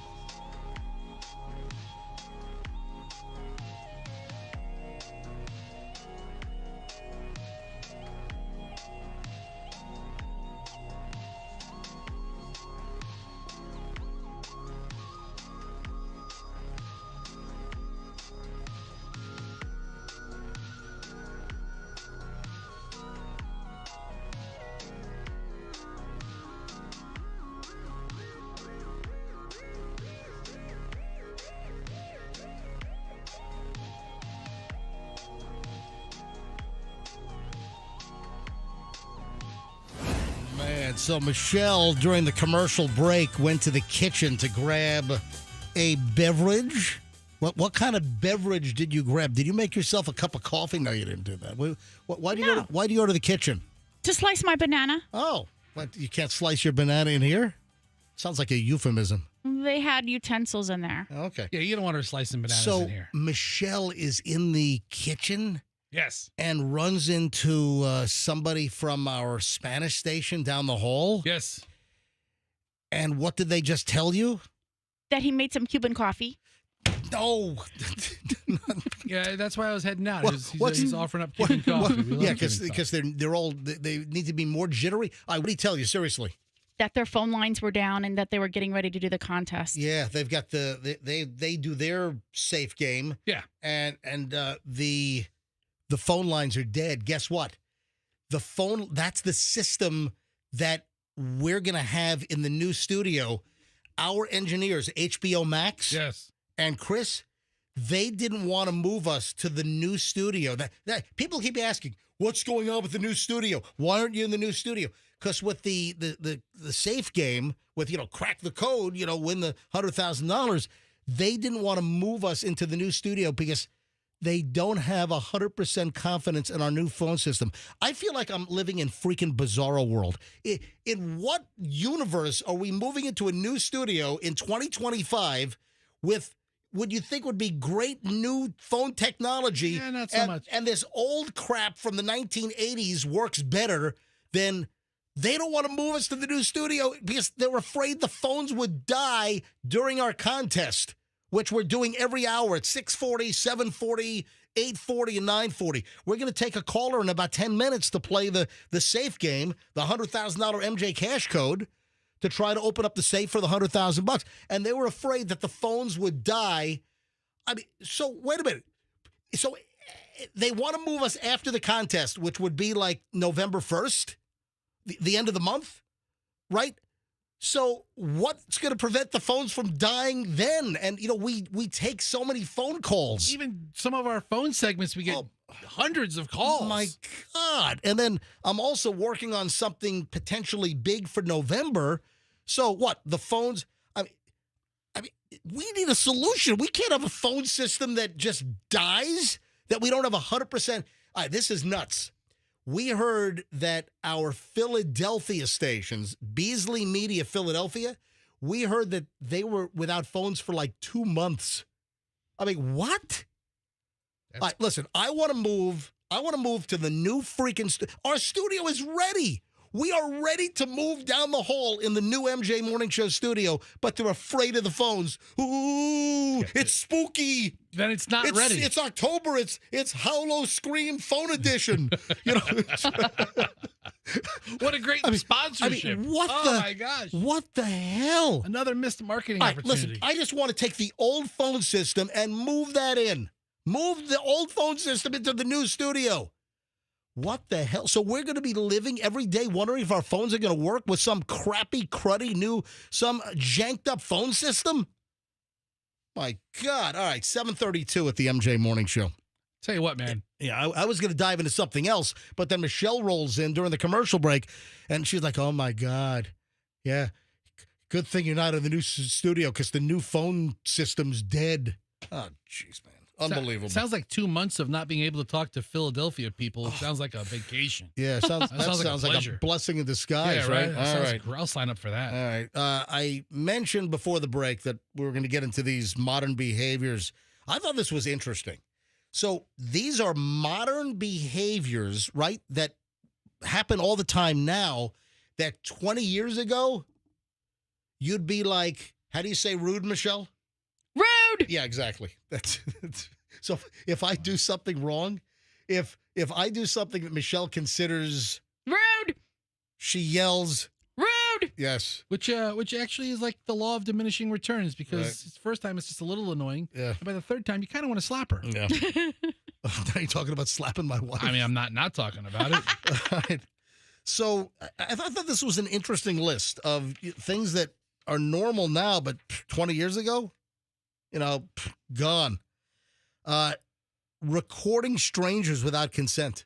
I mean, think about this. These days, how many people are just recording people in public. You know, do you have a right to privacy? So if you're at Walmart, Target, you're at a supermarket, you're out in, you're at a Lightning game, and you're out in public and you're recording stuff. In public, you don't have a right or you don't have an expectation to privacy. Right. But still, think about it, that, years ago, you would get permission, maybe with the old camcorder in your hand or whatever. And, these days, everybody with a cell phone has a 4K video camera these days. Mm-hmm. Unless you're still rocking a crappy flip, then maybe you got some low quality video on that I'm thing. actually jealous of that person. All right, here's the next one: screening calls. We screen calls, with our cell phones, and we screen calls all the time. And years ago we didn't screen calls like that, right? Discussing money, and I noticed this. People, let's say 20 years ago, people wouldn't really discuss money, how much they make. These days, it's all over the place. You know what it is? It's the internet. It's social media. But it's so much information out there now. Mm-hmm. Yeah. Visible tattoos and piercings at work. Think about this. 20 years ago, would you have people with all that, face hardware and, nose rings and studs all over the place? Well, forget about talking about people who kind of resemble a tackle box more than a person. Even tattoos. There were a lot of jobs where you couldn't have tattoos shown. Right. I remember like there's some police agencies where the officers couldn't have visible tattoos or certain kinds of tattoos. At one point, I think Hillsborough County Sheriff's Office. Yeah, I think that might be the one I'm thinking of. So you would see sheriff's deputies with long sleeves, even like in the summertime, they'd be wearing long sleeves. And there used to be you got to cover up your tat policy. Yeah. All right. Next, dogs in stores. Think about this. Like 15, 20 years ago, did you see people with dogs just walking into these days? You see them all the time. Every store practically. And they're not even trying to fake a service dog. No. They don't even have some, janked up fake fraudulent vest that they bought on eBay. People are just walking fluffy through the damn store. I see it all the time. Whether it's a purse dog, whether they on a leash. A lot of times you see a dog in a cart. Right. I saw a guy. This was at Walmart at 275, right? Walmart at 2. This is the Complicated store? It's the complicated store. Yeah. By the way, the 275 and Dale Mabry, Walmart, that is designated by the company as a complicated store. So it's a rough location. Just a lot of issues there. So and yet you go there all the time. I was at Gandy yesterday. I was at Walmart on Gandy, which is a much better store. And you are, I think you're about 2,000 times more likely to live if you go to the Gandy Walmart than the 275 and Dale Mabry Walmart. I'm just saying. Nobody's dying up at the Walmart. But this was about a month ago. I wanted to take video, but it was not a good time. But would you fear for your life? If they saw you, they would have shot you. What could you? It's not a good time. There was a guy with I think it was a black lab, or it might have been a mix. Just no leash. The dog was just following the owner through the store. That's a good dog. Yeah. I'd love for my dog just to follow me a foot and a half behind. And then the dog jumped on the meat. So dogs in stores, you just didn't see it as much. Ignoring the doorbell. If you're just tuning in, things that we just didn't do like 20 years ago. These days, people ignore the doorbell all the time, or because of like the Ring doorbells, right. You get to screen your door. Yeah. You screen your call. You get to screen who's at your door. I don't get too many people knocking on the door, but I don't open the door anymore. No way. I'll shout through the door. Who is it? Yeah. And make them say, "Oh, I'd like to talk to you about solar panels." I'm like, hit the. Yeah. You what you say to get those people off your porch? Tell them you're a renter. Oh yeah, Yeah. I say, we're renting. You've imparted that advice on the show. I'm sharing it with new people. Yeah, I love it. right. Yeah. Talking politics these days, tons of political talk. Because we were always taught you don't talk religion and politics. Like around the Thanksgiving table. That seems to be the only thing we talk about now. All right. So next, these are things that just really didn't occur as much 20 years ago, but now it's very common. Ghosting people. Seriously, think about this. The people that are ghosted, you meet somebody, and then poof, they're gone. we didn't have this ghosting issue or the perception or maybe the awareness of ghosting like we have today. Next, which is kind of similar, dumping people over the phone. There's much more like relationship busting and dumping people over the phone. You know, maybe it's the influx of all the dating apps. That's just technology, though. I mean, you're Right. meeting people over the phone now. Yeah. This is a biggie. That just seems like natural evolution. This drives Michelle nuts. Am I boring you? Is what I'm saying not important? Am I boring you? You want to guess what the next one is? When someone picks up their phone while you're talking to them. There you go. I just find that to be incredibly rude. Yeah.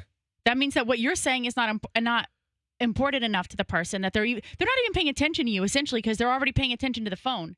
And you always try to say, I can read and listen to you at the same time. And I'm like, no, you can't. Checking your phone during a conversation. So you're one-on-one, you're face-to-face with somebody, and then the people that just grab their phone in the middle of the conversation. Start scrolling. Yeah, just let me see what's on my Instagram feed.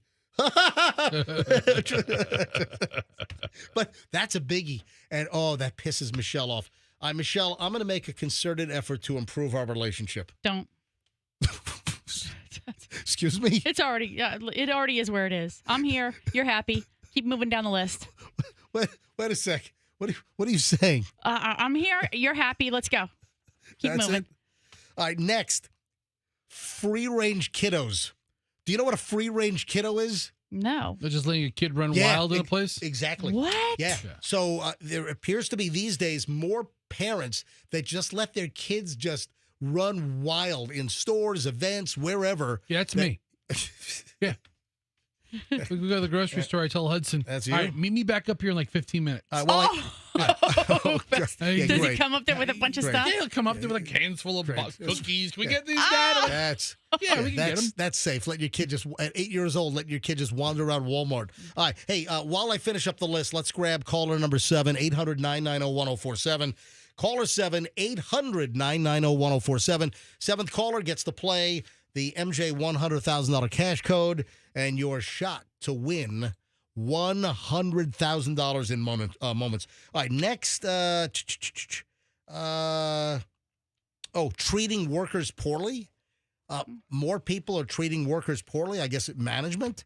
Next is wearing pajamas outside. More people, and I do see this. Yeah. I see people wearing pajamas outside. It's like, what are you thinking? I would love to be full-time pajamas. Looks like you're a mental patient or something that escaped That's from fine. somewhere. I give 0 Fs about it. And guess what? You know what? What you just said. That's next. Swearing. There is so much more swearing. The use of the casual use of the F-bomb.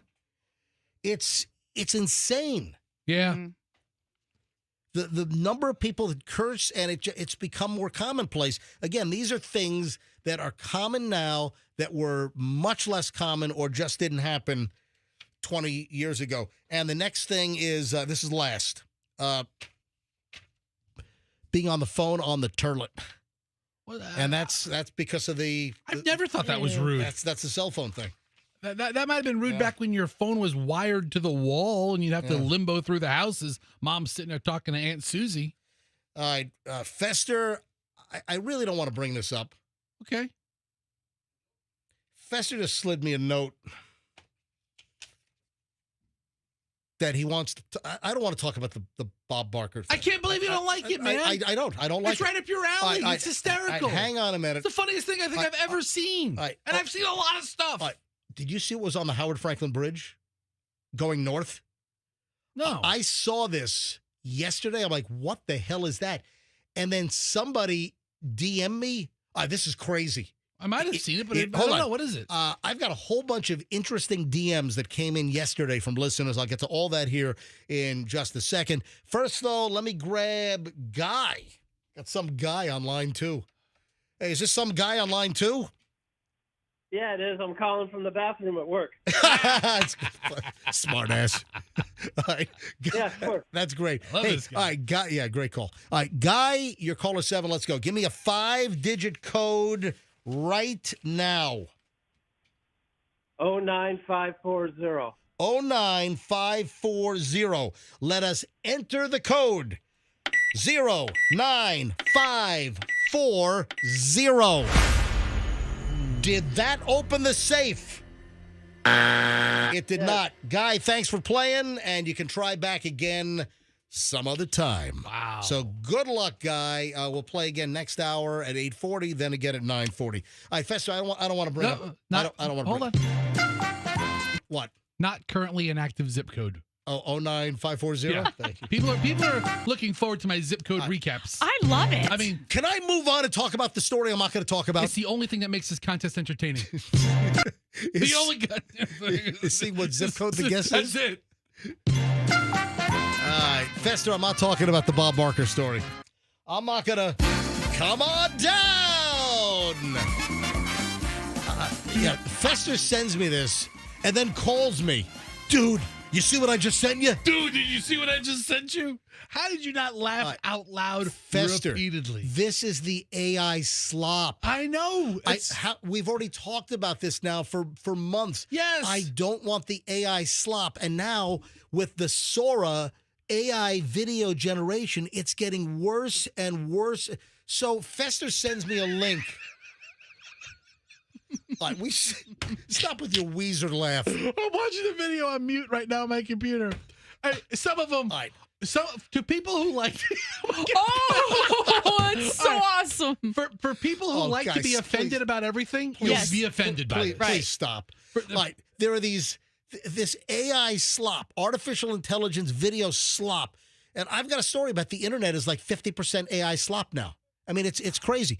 So Fester sends me a link. Somebody's created all of these phony Bob Barker era Price is Right videos that are like racist in some cases. Racist or certainly wildly insensitive if you care about sensitivity, which I don't. Fester, I don't want to prop this up. I want to showcase. I hate this AI. I want all of this phony AI social media video to go away. I want it to curl up and die.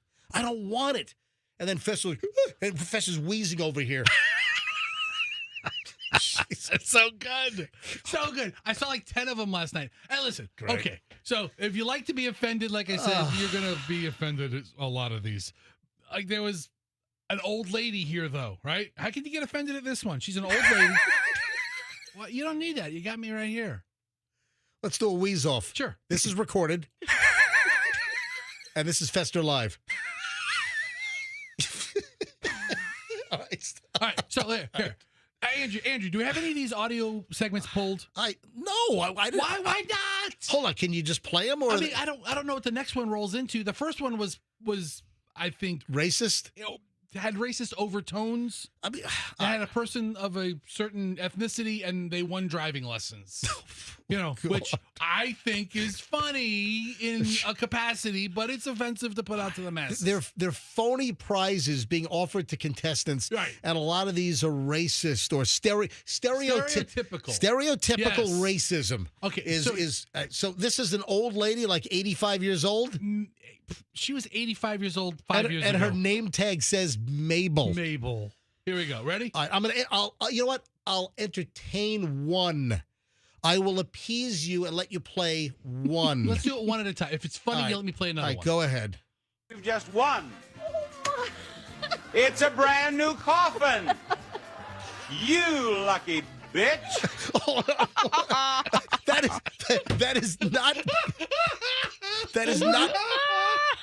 That is not Bob Barker. She's a lucky bitch. All right, she's 80-something years old, and they pull the curtain back, and she won a new coffin. It's a beautiful coffin. Retail value, right. $10,000. He's dropping the F-bomb. We got to be careful. Yeah, it's really Bob Barker. And what's the story we had a couple of days ago that the relatives of dead celebrities are horrified with these videos that are popping up? Yeah, but I don't think Bob Barker has any relatives. Does he not have a family? Of course he has. He had no children. I'm sure, maybe he has like nieces and nephews. Yeah. Maybe nieces, nephew, great nieces, great. I'm sure. Did Bob Barker have brothers and sisters? There must be a lineage that maybe exists somewhere in the family tree. I think he left his entire estate to Adam Sandler. This is terrible. This is hysterical. I hate the AI stuff. And then Michelle, don't take too long. Mm-hmm. But folks, let me just, and this is a little serious. Michelle has gone down the rabbit hole of AI. Michelle has read so much. Seriously, just take 30 seconds here. It's just, not. I can't even. Yes, No. you just summarize. You're reading Wall Street Journal. You're reading Fortune. You're reading tech sites. You're reading all this stuff about. So give me. Well, okay. Apparently, AI was predicted like the year I was born to do beyond what it's doing now, and that has never come to fruition. Right. So there was some futurist back in the 1970s. Melvin something. Yeah. Melvin, I'm a nerd. That said that AI. This is back in the 70s. He predicted In artificial. 1970, the year I was born, he said like in 5 years, AI is going to be able to do something, and it was something great. And still today, it's not able to do it. Yeah, all right? done. I mean, I'm still waiting for the Jetson flying car. Yeah, but, Exactly. But wait a sec. But Michelle is reading all this stuff about There's so much money being invested into the AI. that there could be a massive crash. There are more and more experts now and industry analysts that think we could be headed for this whole big buildup of AI, and all the money being poured into tech startups and AI startups. There's a belief that there could be a massive crash, right? There's two components to that, right? Yep. Like there's a lot of money being invested into the AI, and it seems like the scientific-y nerd dudes who know about AI are coming out now and saying, people, it's not what you think it is. It's not doing what it's been projected or predicted to do. But you still have CEOs who aren't necessarily scientific going, yes, it's going to eliminate all these jobs. But yet you have the companies who did try to adopt some of the AI programs or whatever you call it. And they are abandoning them because there's been nothing proven that they're even successful or doing anything. Really, what AI is doing, apparently, is entertaining us. Yeah. Like a bunch of a-holes over here going, hey, let's watch Bob Barker curse and give away a coffin to an old lady. Guess what? Peak AI is calling an 80-year-old woman that just want to cough in a bitch. Yeah. That's peak AI right there. I mean, it might write a paper for a college kid. Here's a guy in a wheelchair that just want a treadmill on The Price is Right. Here's a blind guy. Let's see what the blind guy wins. Oh, it's a motorcycle. Let's see what You the blind- send me this. All right, Terrence. Let's show him what he's won. Oh, man. That's a brand new television. Well, take my word for it. It looks good. Here's the dwarf. These are Here's the dwarf. The dwarf wins the ladders. I'm moving along. Anyway, last thing I'm going to say. Okay, in equal opportunity, Andrew, we just pulled one. A big fat lady wins weight loss shots. Oh, and the one I saw, she won a scale. Yeah, I mean, and he made her go stand on it. I don't want you to think I'm not. It needs to stop. I want this AI phony video stuff out of my feed. I want reality. I want real human reality. No, I don't want reality anymore. This is so much better. No, it's not. All right. Then finally, talking about the AI bubble, here's a story I printed out yesterday. AI bubble fears grow. This is from The Hill, the Hill newspaper up in Washington, D.C. Anyway, lots of that. Couple other things. And suddenly, the bell goes off in your head. You get the little, that's what that was. So we're driving home. I'm trying to remember if I first saw this when your car was breaking down on the Howard Franklin on Tuesday, right? What's today? Today's Thursday. Yeah, Tuesday. So it would have been Tuesday. I'm trying to remember if I first saw this on Tuesday or if I saw it yesterday. All right. I'm driving home. And I want to know if it's still there. Maybe we can get some folks. If you're on 275 North right now, Howard Franklin Bridge. So if you're coming across from the St. Petersburg side and you're heading to Tampa on the Howard Franklin Bridge. What part? Sort of before the hump. Okay. Before the hump, yeah. Off on the right shoulder, I saw this big giant sign. But it was like the frame. When you have like the metal cutouts of the letters of a company? Yeah, I saw that too. Yeah, see? Yeah, it's like it goes like on a business or something. Yeah, it's a huge sign that goes above it's up on the facade. The marquee. The marquee. Yes. It's a huge sign that gets affixed to the outside of the building. But this had like 4-foot individual letters. It was huge. I'm driving by this thing. I'm like, what the hell is that? So I get a direct message yesterday from Fuete. I don't know if that's his real name, but it's Fuete on Instagram, and he sends me a direct message. Hey, MJ, did you notice the Big Lot sign on the north side part of the Howard Franklin? Oh, no, it says this is Danny from Oldsmar. All right. So, Where'd you get Fuerte from? Because that's his IG handle. So Fuerte is Danny his, from Palm Harbor. Yeah. All right, hold on. So Safety people are calling in. No, he's from Oldsmar. What do you say? I don't know. I never said Palm Harbor. I never said it's Oldsmar he's is Safety Oldsmar. Harbor. It's all the same neighborhood. So I want to know, is the Big Lot sign? That's apparently what it was. So it's the metal cutouts of the letters for Big Lots, but you know how they have like the plastic insert, and then the illumination is behind it, but the whole metal frame somebody abandoned because Big Lots is out of business, yeah, right? Yeah. I think they're opening up again in some places. I heard that, but I don't know where. Yeah, but apparently it's a Big Lot sign that somebody just dumped on the side of 275 North on the Howard Franklin. Hang on. What letters? I don't know. I don't know if it's still. Well, let's go to Josh. Josh, you're on the MJ Morning Show. Hi, Josh. Hello. Yes. I don't know yet if it's still there. I'll know in about 15 minutes, but it definitely was not there Tuesday, but I saw it last night, and I was like, what the heck is that? Yeah. I'm pretty sure it's the IGLO, if I remember correctly. So it's IG and then LO for Big Lots. That it came off of one of the defunct local Big Lots stores, and it's huge. It's like 4-foot tall letters that spelled out Big Lots, and then somebody has dumped the letters on the side, the right side shoulder on the Howard Franklin 275 North. Oh, man. I drive on that bridge twice today, and I was like, for the last 8 years, I was like, I've never seen anything like that on the side of the bridge. There's all kinds of crap. Michelle now has a new hobby. Michelle loves pointing out, oh, look, couch. Oh, look, ladder. You know, Michelle's now noticing all the road hazards on the Howard Franklin Bridge. And now we have letters from a Big Lot sign on 275. Yeah. Hey, Josh, I'm going to ask for other callers right now. Because you're 15 minutes away. But if we don't get, just listen to us.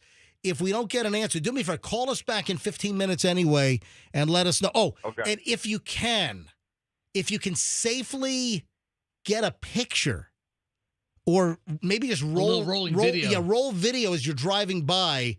I'd love you to email me the video at mj@mjmorningshow.com. Or I guess if it's still there, I'm going to be, you know what?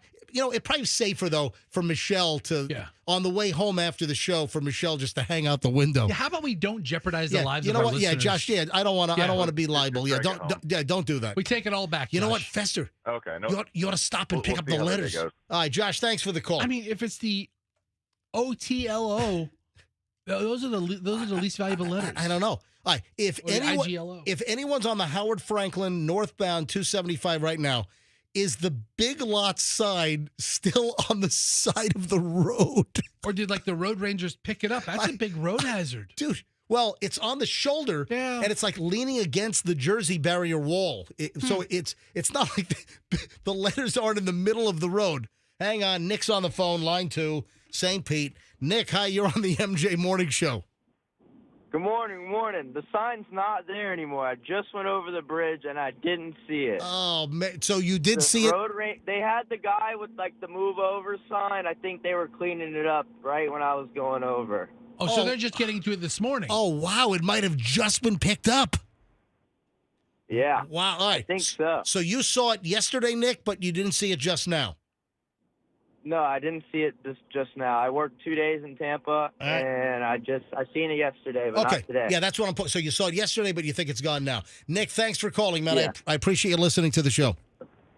Yes, sir. All right, and if anybody else wants to confirm, 800-990-1047.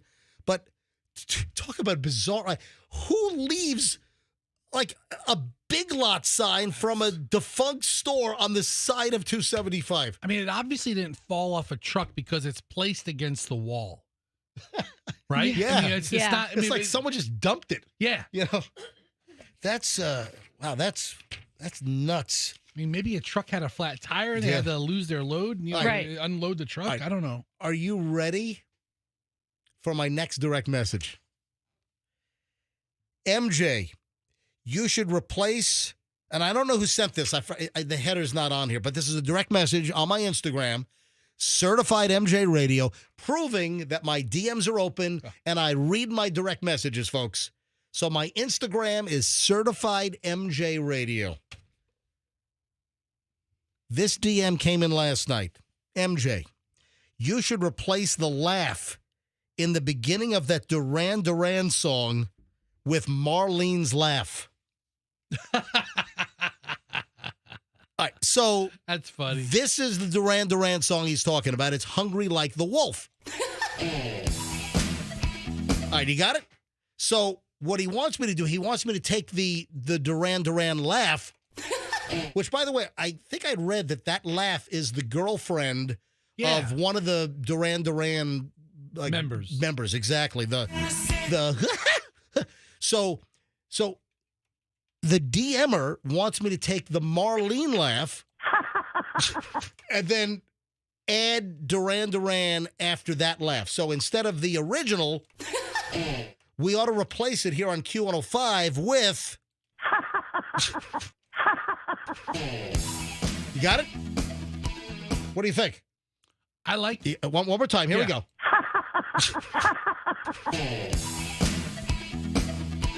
Oh, I think that's it. Is Marlene alive? I love it. What? Is Marlene alive? I don't know. Because, she like I think we recorded the Marlene laugh a couple of years ago.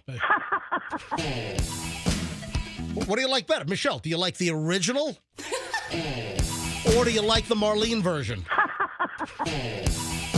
I think I like the Marlene version. Or wait a sec. We can have the Fester version. With the, I like that. The Fester wheeze, yeah. I think there's a lot of things we could. So the original laugher from Duran Duran was Cheryl, and she was the girlfriend of the keyboardist Nick Rhodes. Oh, that's that it? Oh, Nick Rhodes. Yeah. And Nick broke up with her the next day. What? So the laugh is Nick Rhodes' girlfriend at the time, back Cheryl. in 1982 or whenever that thing was out. But I do like the Marlene version. Oh yeah. You know what? Hold on a sec. Let me grab a Q105 jingle or something here. Hang on a minute. Put it together, man. Give me all the working parts. Yeah, hang on a minute. Something like Q105. There you go. Can you do a little? What? Can you pull off a little hot jockin' in the middle? Oh. Can you fill the donut? Yeah. I mean, let's hear it. Of course I got it. Do I need a jingle again? I mean, Q105 jingle into disc jockey, right? Into laugh, into song. All right, hang on a minute. Let me see if I can get this. Marlene version.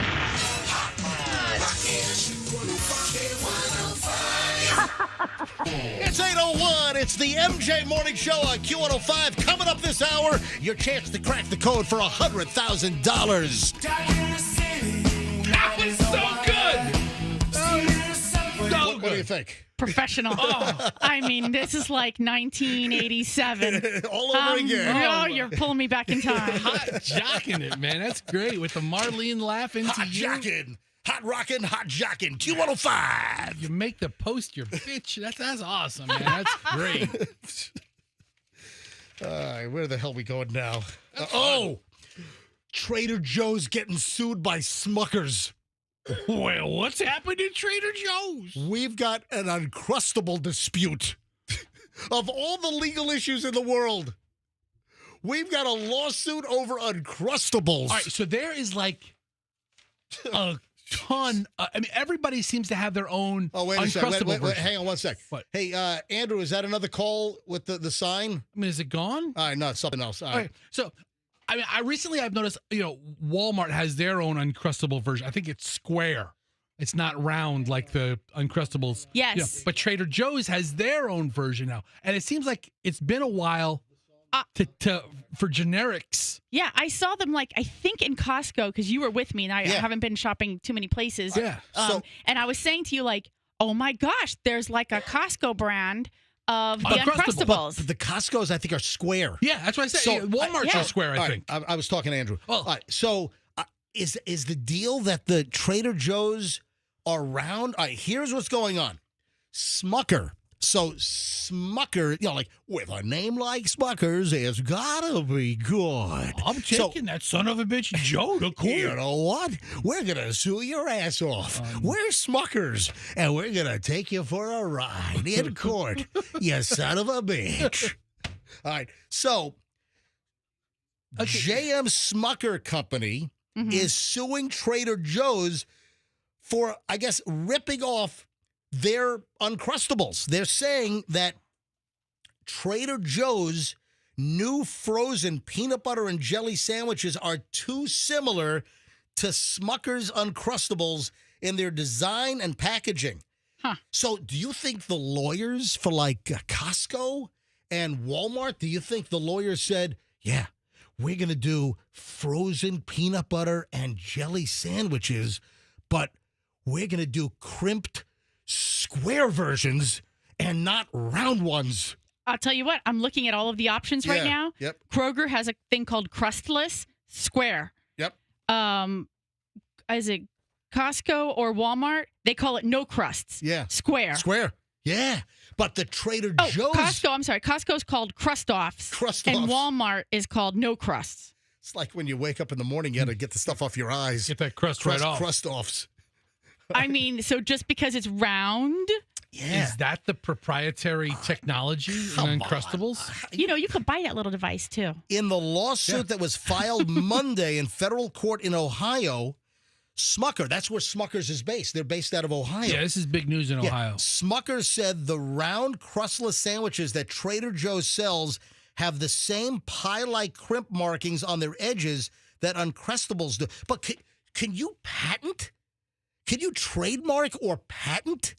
We need a patent attorney. Do they own the patent? You can't own a patent on a peanut butter and jelly sandwich, but does Schmuckers own? No, it does. Smuckers. It's not Schmuckers. What am I saying? Schmuckers? Yeah, it's Smuck. With a name like Smuckers, it's gotta be good. Name like Schmuckers. Smuckers. No, you're right. Okay, it's Smuckers. It's SM. Okay, it's you're not right. SCHM. Okay, I'm sorry. Apologies. Apologies to all the schmucks involved. So maybe they do have a patent on round crimped bread. Or the device that does it. Yeah, well, like you said, you can buy the device like on Amazon and make your own Uncrustables. Right. Smucker says the design violates a trademark. So, I mean, that's why the other ones are square. That's why they're not getting sued. Well, that's what I was asking. Yeah. All right, any patent attorneys listening? Come on, there's got to be a patent attorney. 800-990-1047. If you're a patent attorney, it's Patent Talk on the MJ Morning Show here on 104.7 FM, Q105. If you're a patent attorney, 800-990-1047.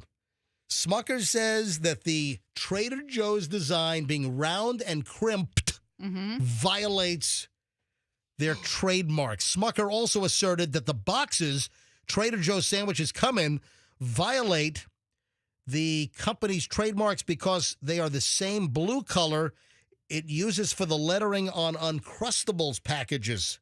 So Uncrustables is, I see the blue lettering, and it is a light blue box. I don't know about that case, but and Trader Joe's doesn't have a cutesy wootsy name. Trader Joe's just calls them crustless peanut butter and strawberry jam sandwiches. That's what they are.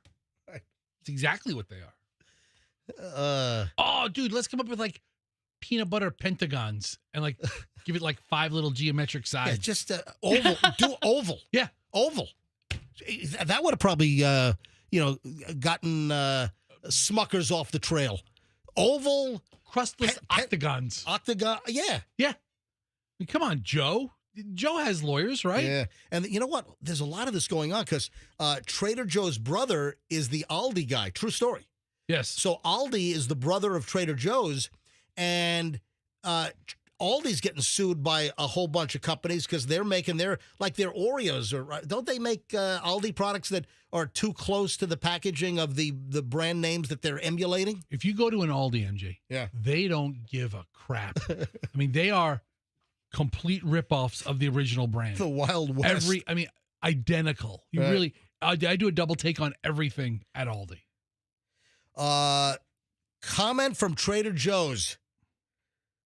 Smuckers can suck it. Yeah. No, they didn't say that. See you in court, suckers. Smucker does not take issue with others in the marketplace selling prepackaged frozen thaw-and-eat crustless sandwiches, but it cannot allow others to use Smucker's valuable intellectual property. So, but they don't specifically say that the others use like a square sandwich, and here TJ's, Trader Joe's, is using the round. Isn't that like evidence piece number 1? I wonder if they're calling for like an emergency injunction, or like they're looking for a court to order Trader Joe's to take them all off the shelf or out of the freezer. I didn't even know this was a product. You know what? There's so many. I need to spend like half a day in Trader Joe's. No, you don't. And kind of go through every single item. What? Because there are like 8 or 10 things that I really like at Trader Joe's, but there are probably thousands of other things in the store that I just don't even know exist. They'll call the police on you, dude. We've had a guy in the store for 6 hours. I'm looking at every single. You know what? I'm going to do that one day. I'm going to go to Trader Joe's and look at every single item. How long would that take? Don't ever tell me you don't have time to do something. And any listener wants Right? to. Any listeners want to do this with me? Oh, no. Let's do a field trip to Trader Joe's and actually handle every item in the store. You know who you should take? What? Marlene. You and Marlene just walking up and down every row of Trader Joe's. And you can tell her your jokes. And she can probably, have a chuckle.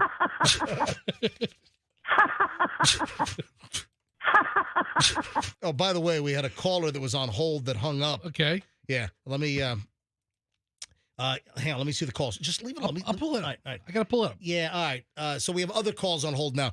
A caller wanted me to take the Dave Legaretta laugh.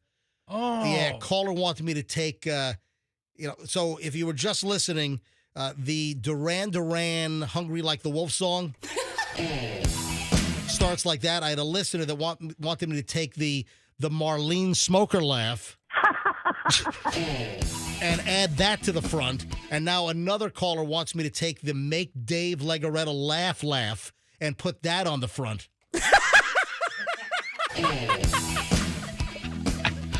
I think I like that one the best. You know what? That's good. That's good. Yeah. Make Dave Legaretta laugh. Yeah, that's it right there.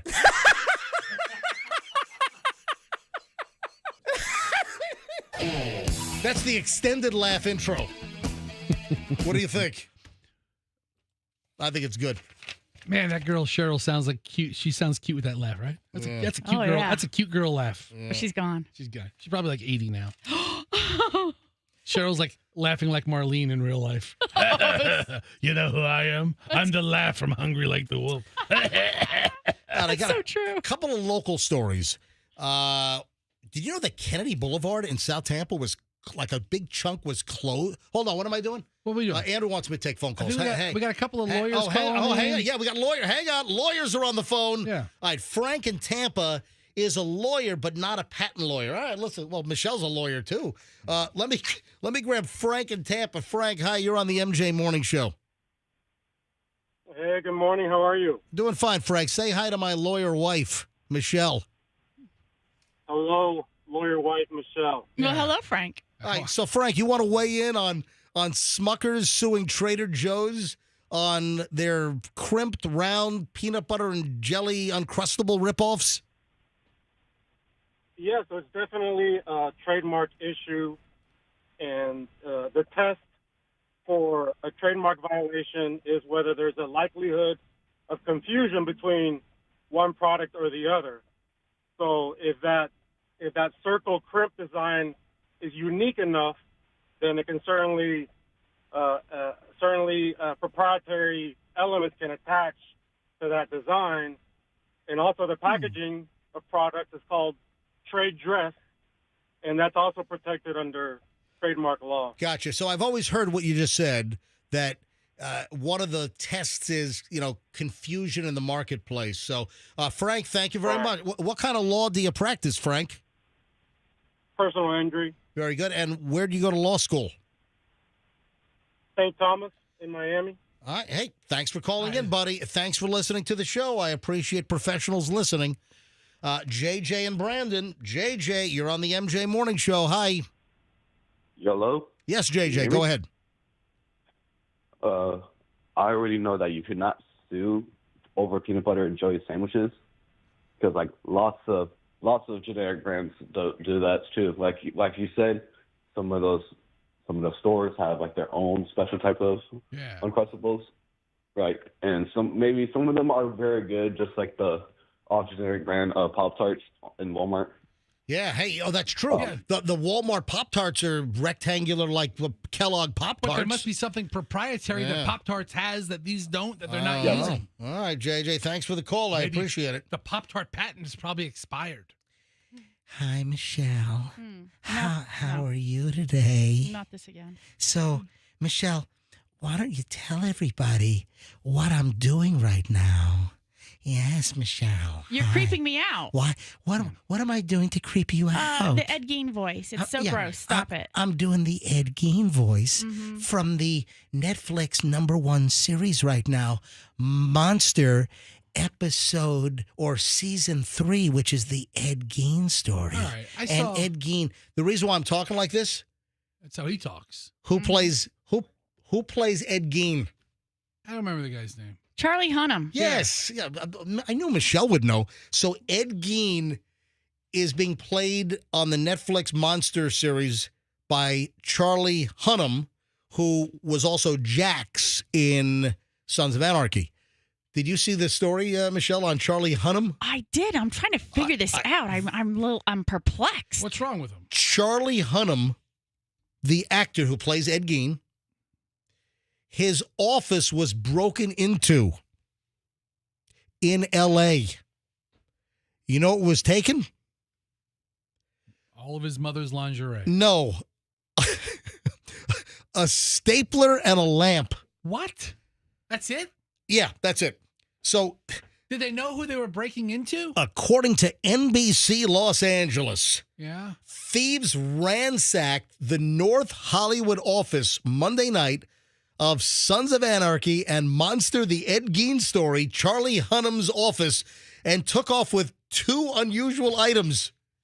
After smashing a bathroom window to enter the office about 8 p.m., the thieves stole a stapler and a lamp, according to the LAPD. Does an actor need an office? Like an office space? I believe you have my stapler. I believe you have my stapler. Do you have my stapler? I think you have my stapler. You know, that's an office space. Milton, that's Milton from Office Space. Milton might have been a descendant of Ed Gein's. Oh, you're right.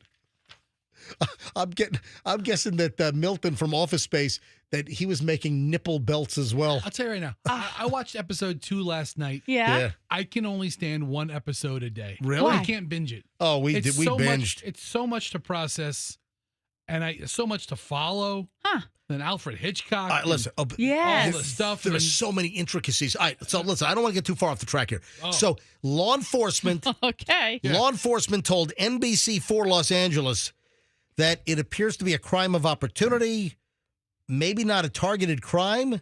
Because, when I saw stapler, all right, that's weird. But the lamp, Ed Gein was making lampshades out of, victim skin. Oh, so maybe it was one of the prop lamps or something you're thinking. Maybe they thought that. Right. I'm going to break into Ed Gein's place and steal a lamp. And why the stapler? I don't know. That's just weird. That's bizarre. Sometimes staplers are used in skin upholstery. That's what I was thinking, Fester. Oh, God. All right. Attention, all Tampa Bay area women.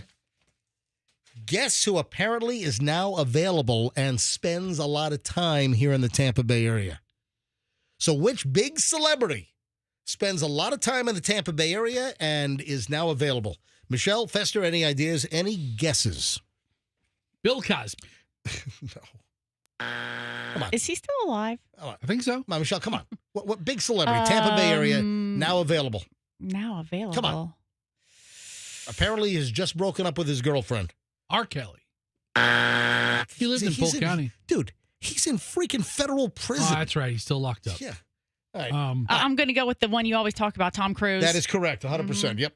All right, so the word is that Tom Cruise, a Clearwater resident with his car elevator and everything, Tom Cruise and Ana de Armas have split after 9 months of romance. Don't you find the timing a little suspicious? Well, like just before the holidays, he has to buy her a present. Oh, no, but that's always a clue there. His other wife just filed for divorce from his previous wife. Oh, Nicole Kidman. Right. Yeah. So is it a little... Yeah, the whole Nicole Kidman, Keith Urban situation. Right. Should we revisit whether they might want to get back together? I don't know. So Tom Cruise is 63. This Ana de Armas, what was she in? What is her? She was in one of the 007 movies. Okay. She is 37. Yeah, so she's hot. Tom Cruise, yeah, she's very attractive. But Tom Cruise, almost 30 years older than Ana de Armas. Okay. And apparently, but I'll tell you what. Yes. He's 60. What did you say he is? Tom Cruise is 63. She's 37. He's jumping off of airplanes, riding on top of a train, rolling around with, knife wielding villains. He's not 63. Got to give him credit. Right, exactly. Got to give him credit for the stunts that he does pull off.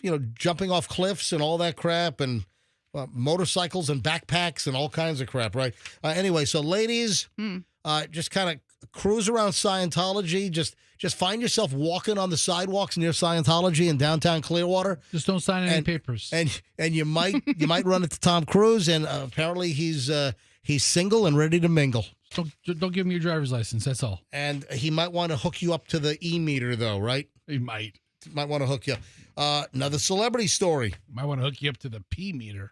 So you're claiming that this social media influencer, who I have no idea who the hell this is, you're claiming she's from South Tampa and went to Plan High School? Went to Plan High School. And she is, I would tell you. Don't give me the name yet. Okay. I know what the name is, but don't blurt it. So the reason why I'm bringing this up is musician John Mayer. Everyone knows John Mayer. John Mayer is reportedly dating a massive online influencer that went to Plan High School in South Tampa. More of a who I've never heard her name. Yeah, I don't know who this is. She's a content creator. All right. She's not sitting there hawking products trying to get you to buy lotion. You sent me a note last night. Call Chloe and see if she knows who this is. Yes. All right, hang on. I don't even know if she's available, but... All right, calling Chloe. And I want to see if she knows. Oh, and Andrew is telling me that today's John Mayer's birthday. Chloe? Hello, Dad. Oh, man, your phone didn't even ring. Hey, Chloe, do you know who Kat Stickler is? Yes, I do. She is allegedly dating John Mayer. There it is. Did you know who she was before you heard she was dating John Mayer? Yes. She has been an influencer for a while. I actually like some of her content. She's actually very relatable and I think a very real influencer, which is why I like her. What does she do? I've never heard of Kat Stickler. Did you know that apparently she went to Plan High School in South Tampa? I did not. I actually did not know she was from Tampa. Does she still live in Tampa? Fester, do you know? I did a little bit of a rough search yesterday. She was born in Miami. She went to the University of Florida. Right. And it says she lives in Tampa now. Okay. And she went to Plant High School. Wow. And I think she graduated in 2017. Okay. And I've been following her for a couple of years. She is, she's cute as a button. She's really attractive. I don't know who she is. I've never heard the name in my life. She's very comfortable in her own skin. I bet you she heard of the MJ Morning Show. Maybe. She's like, who? Hey, Radio? What's that? Hey, Kat Stickler. Call the MJ Morning Show right now. Paging Kat Stickler. Okay. That's probably Kat not going to Stickler, work. Yeah. 800-990-1047. Anybody listening, do you know Kat Stickler? She lives in South Tampa. She probably doesn't reply to call-alls, I would think, MJ. You're going about the wrong way. So, Chloe, what is Kat Stickler's content?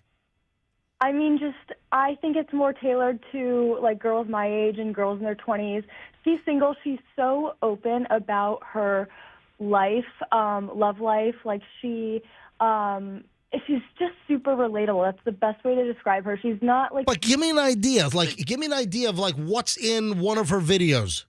Like, literally just recently, she was she's been posting kind of with this guy, but also, to some extent, very private. All right, hold on. Fess is showing me gyrating in her kitchen. She's dancing in her kitchen having fun. She's not gyrating. Flipping pancakes in a pan or Why something. do you make everything sound so creepy, dude? Because she's writhing on the cabinetry. She's not. She's dancing in her kitchen in sweats. Creepy. She was super open about getting married super young. She has a kid who's super cute. She's no longer with that person that she had her daughter with.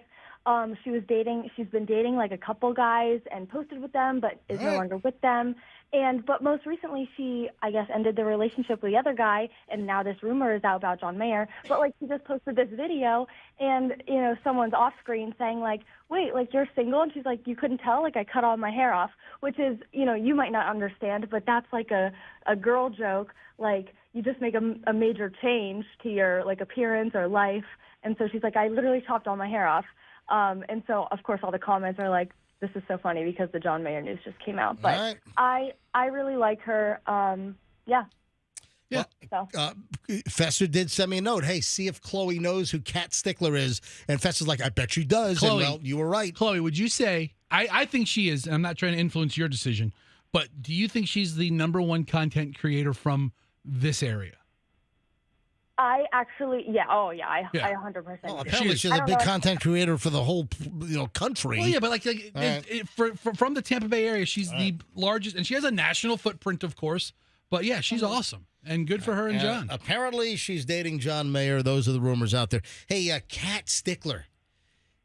John Mayer's got a couple of really, really nice watches. He's got a massive watch collection. Oh, great! And I'm a horologist as well. I'm into horology. So is John Mayer. Yeah. All right, Chloe. Have a nice day at law school. All right. I didn't sleep last night. Goodbye. Oh no. Hey, when is your midterm coming up? Well, I have a practice midterm today for contracts. He's not grading it, but he's providing feedback. So because he's looking at it in addition to the TAs, they're also providing feedback. I, of course, had to prepare for it because I don't want him to think I'm stupid. Right. So I was up late last night, and now I'm up early studying. And then I have a real graded midterm on Monday for civil procedure. Are you knowledgeable? Do you know what's going on? Do you have a grasp of the material? Yeah, you could say that. All right, sweetie. All right, I got to run, okay? Have a good day. All right, bye. All right, bye. If you would like a new garage door, let me just mention this. This is very cool. Banco, one of our great sponsors here on the show. Banco and the MJ Morning Show, we've hooked up. It is October, scary, spooky Halloween October.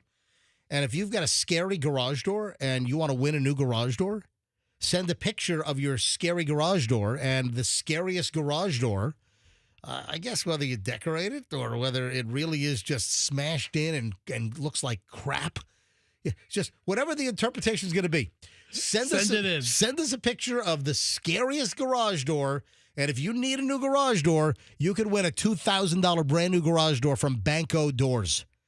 BancoDoors.com, bank on Banco, you know the deal. All right, how to enter, go to my website. Go to MJMorningshow.com, click on As Heard on the MJ Morning Show, and then you'll see, scroll down, you'll see the Scary Garage Door Contest with us and Banco.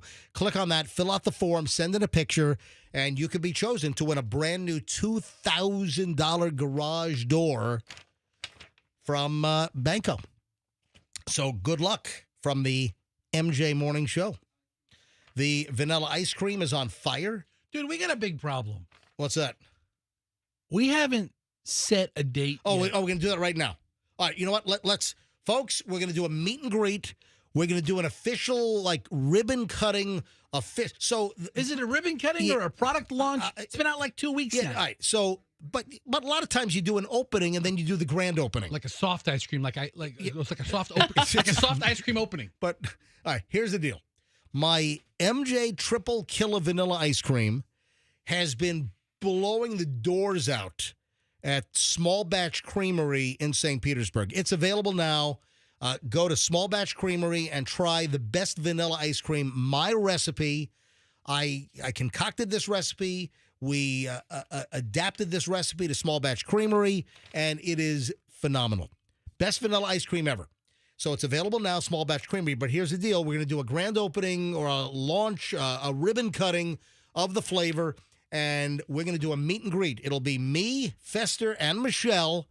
We're going to be at Small Batch Creamery Wednesday. So next Wednesday, the 22nd, right? Yes. So Wednesday, the 22nd, we'll be, all three of us, at Small Batch Creamery from 5:30 to 7:30 p.m. So hopefully a nice, convenient 2-hour span. Come on by, bring the family, try the ice cream.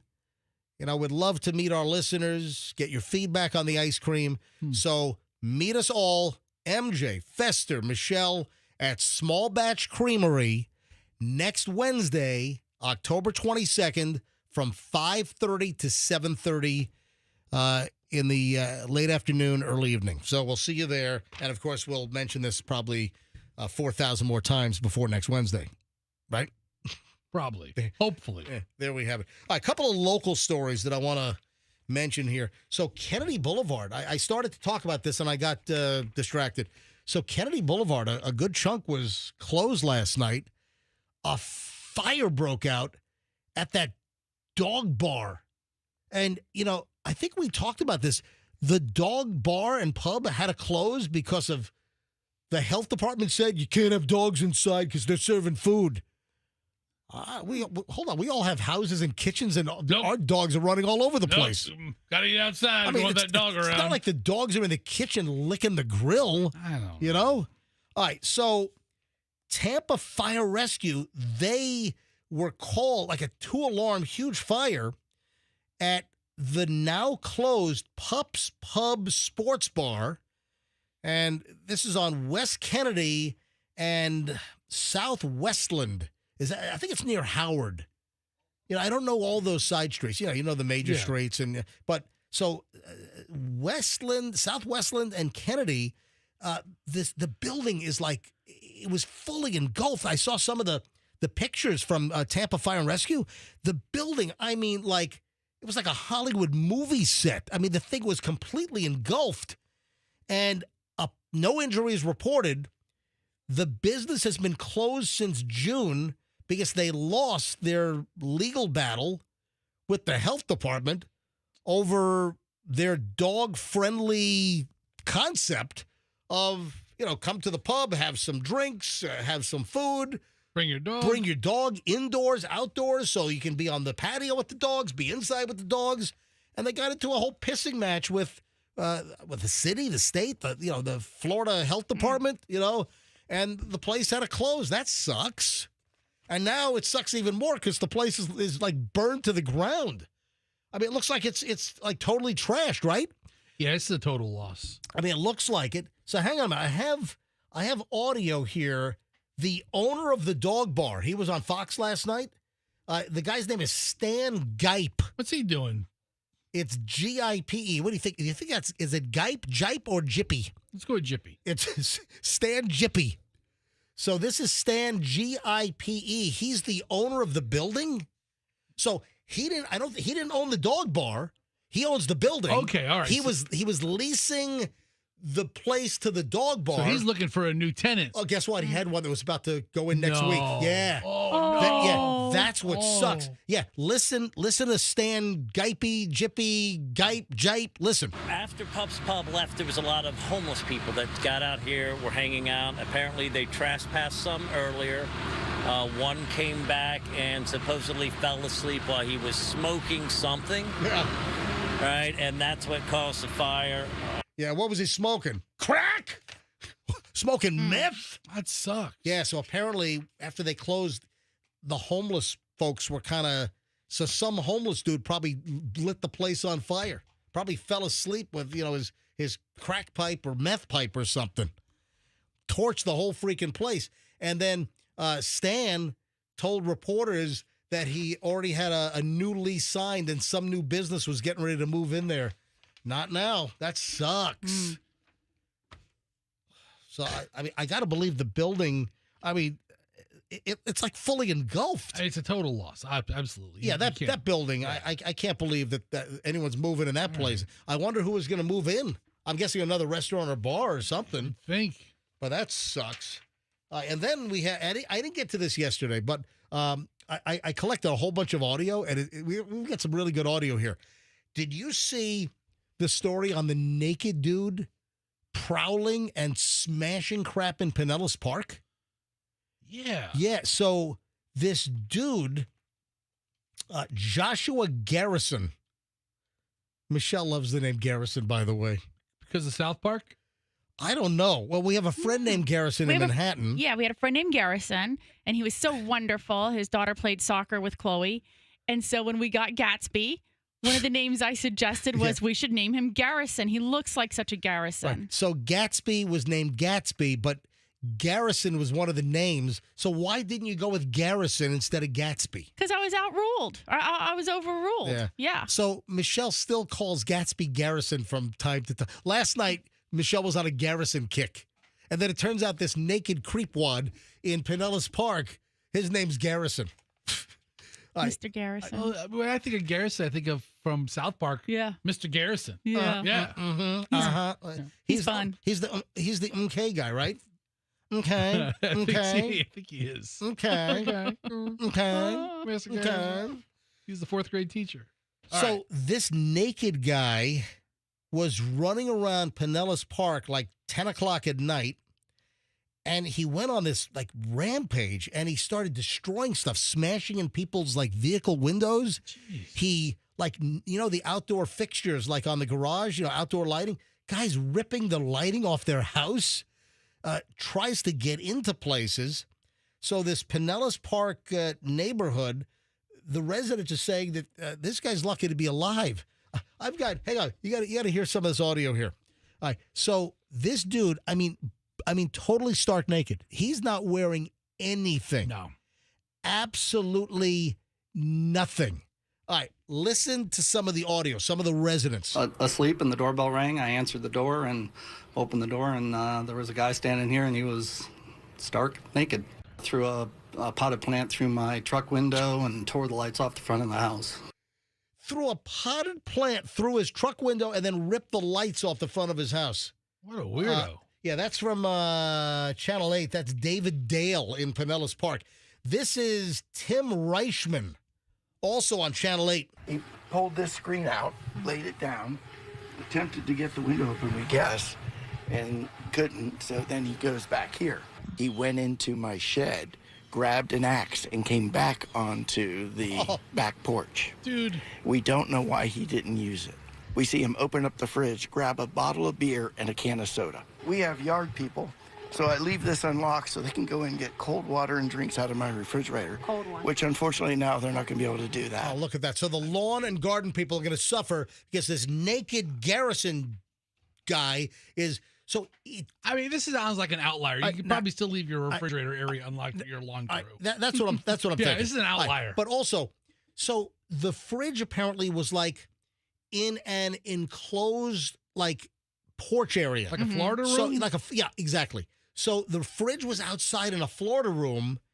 He didn't actually break into the house, into the kitchen, but I wonder if the Castle Doctrine covers the Florida room because.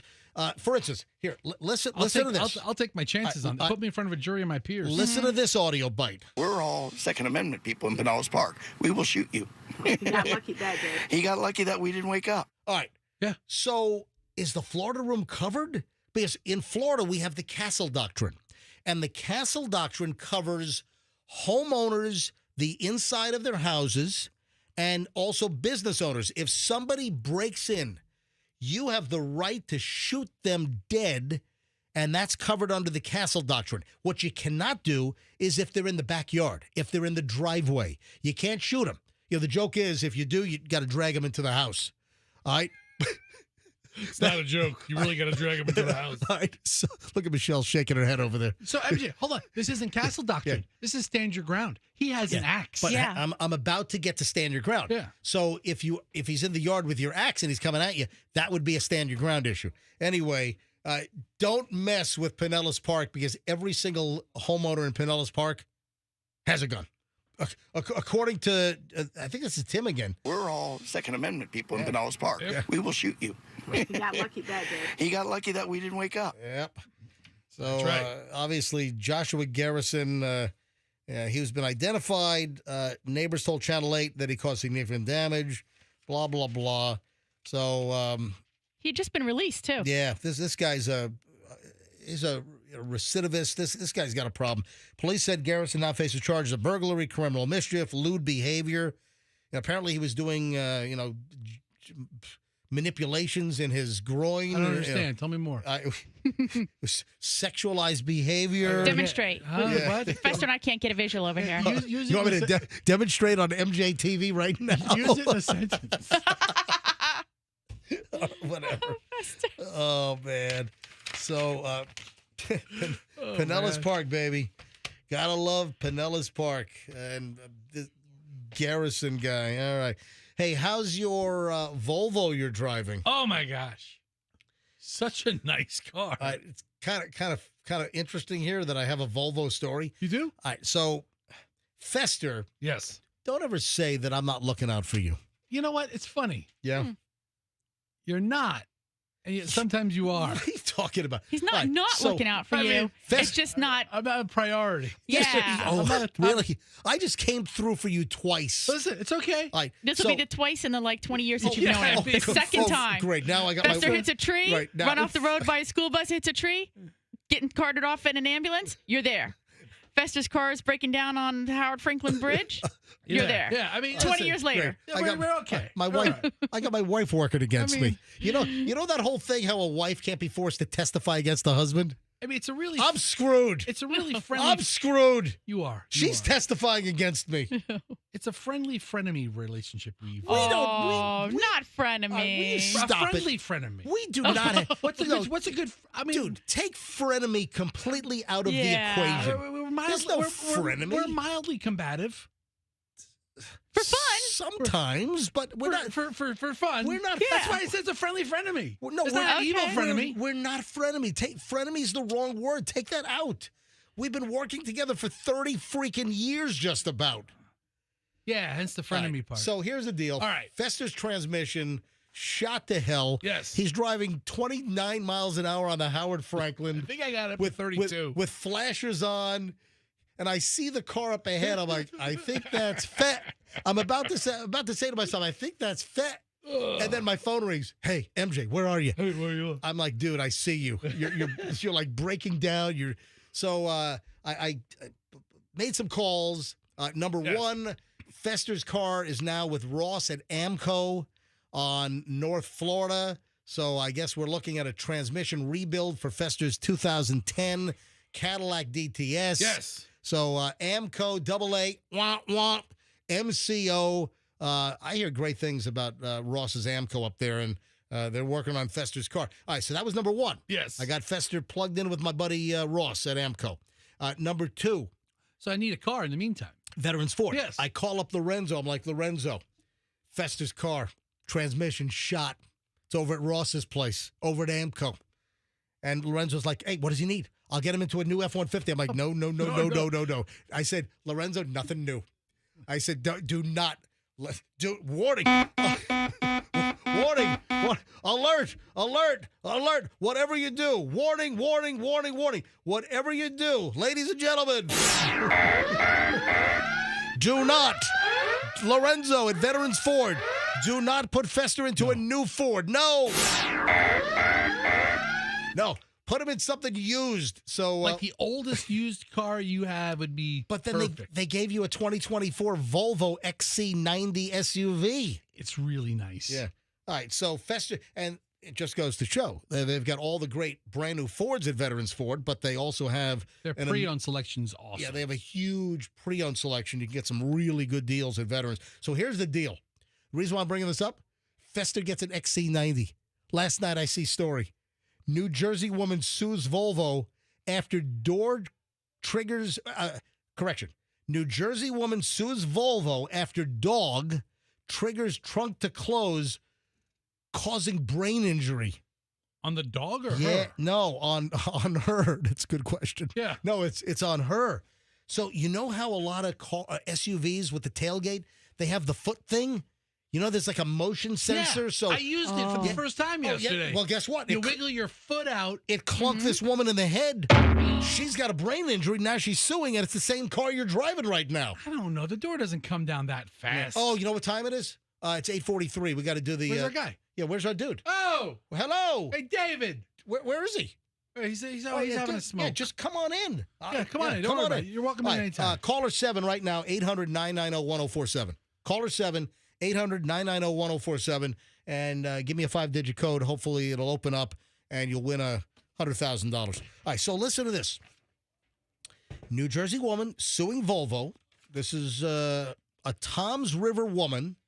Says she suffered a traumatic brain injury after being clocked in the head by the closing tailgate of a Volvo. One of their SUVs, the feature she claims accidentally was triggered by the dog.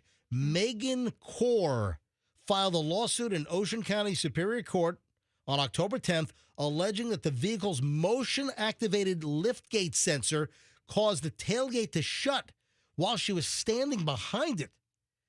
I mean, I've always heard these tailgates, a lot of times they'll beep, but like, Michelle, we have our BMW X5. Yeah. We've got the sensor. You know, you kind of kick your leg 3 times and it'll open, it'll close.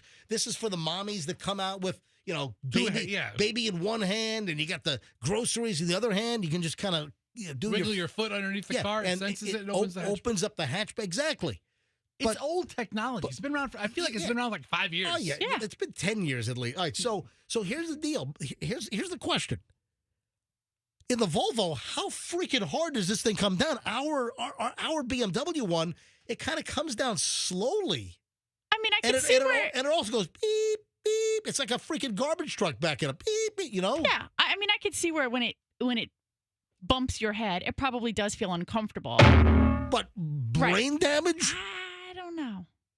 All right, Fester, we got to try this out. Let's go. All right, after the next break, I want to send you out to the parking lot, and I want to see we got to video this.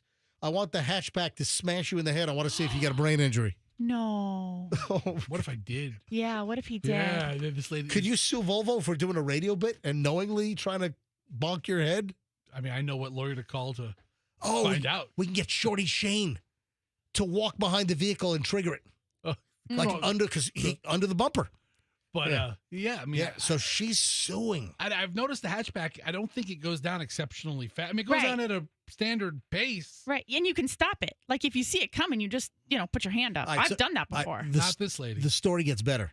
So Megan Kaur filed the lawsuit saying that the tailgate smacked her, that a dog walked underneath and triggered the tailgate. The incident occurred after a hike with a Volvo USA employee who was driving the SUV owned by the company. She's with a Volvo employee. Wow, doesn't that add a nice little twist to the story? Woo! Wow. What a scam. Our mystery drama, The Killer Volvo. What if Volvo doesn't reply? Written by Sam Dan. What if they don't respond to any of this? I don't. Hold on. They completely ignore this lawsuit. They're going to ignore Volvo's getting served. They're just going to ignore the complaint. Yeah, I mean, this is so. Maybe something like they get it. They just rip it up. Yeah. Well, who cares? Go ahead, sue us. You're not going to get anything. Oh man. So Kaur's doctor says that she suffered a traumatic brain injury and continues to experience problems with her vision and balance. Yeah, tell me about this doctor. Again, more. does the Volvo tailgate go boom? Let's find out. Yeah, we're gonna do it. We're gonna smash it at the Fester's head next. Are they still friends, or is that person still employed with Volvo? I mean, is this a bitter relationship Yeah. now? Because the Volvo employee was driving a vehicle owned by her employer, the lawsuit says the company's also responsible. Wow, yeah, she's naming everybody. Friends getting sued, Volvo's getting sued, all of Sweden's getting sued. The whole damn place. IKEA's getting sued. Swedish meatballs are getting sued. I'll sue some Everyone's getting sued. I'll sue some Swedish meatballs. Swedish fish are getting sued.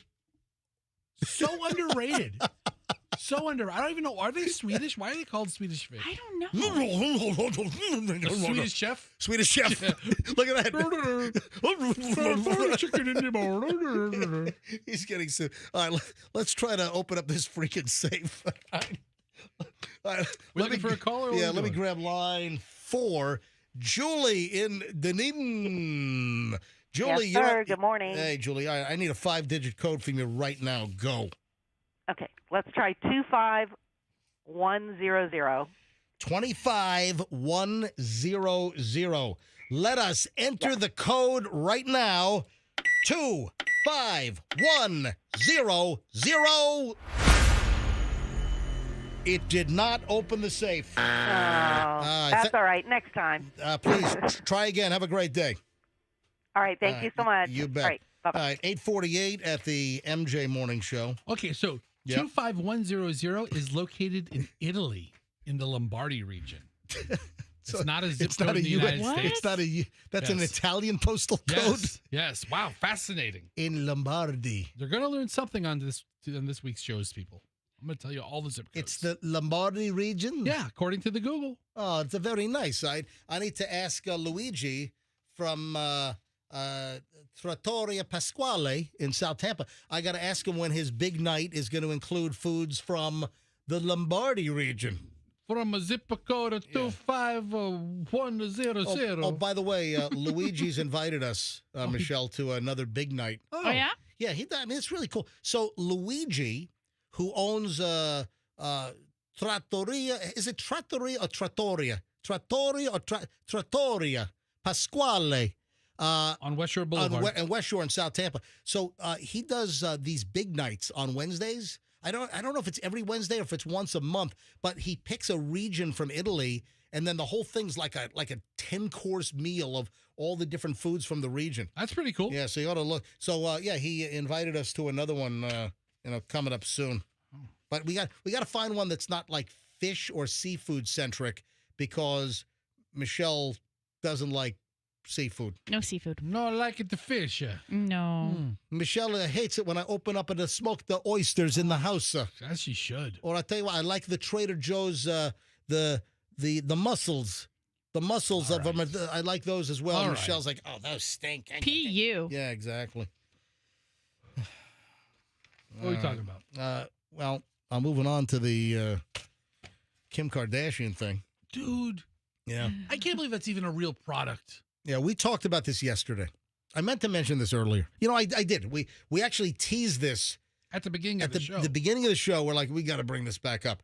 So it was late in the show yesterday. We brought up the Kim Kardashian new Skims product. So Kim Kardashian is associated with Skims, which is what, like lingerie? What Michelle? What do they sell? Like undergarments and.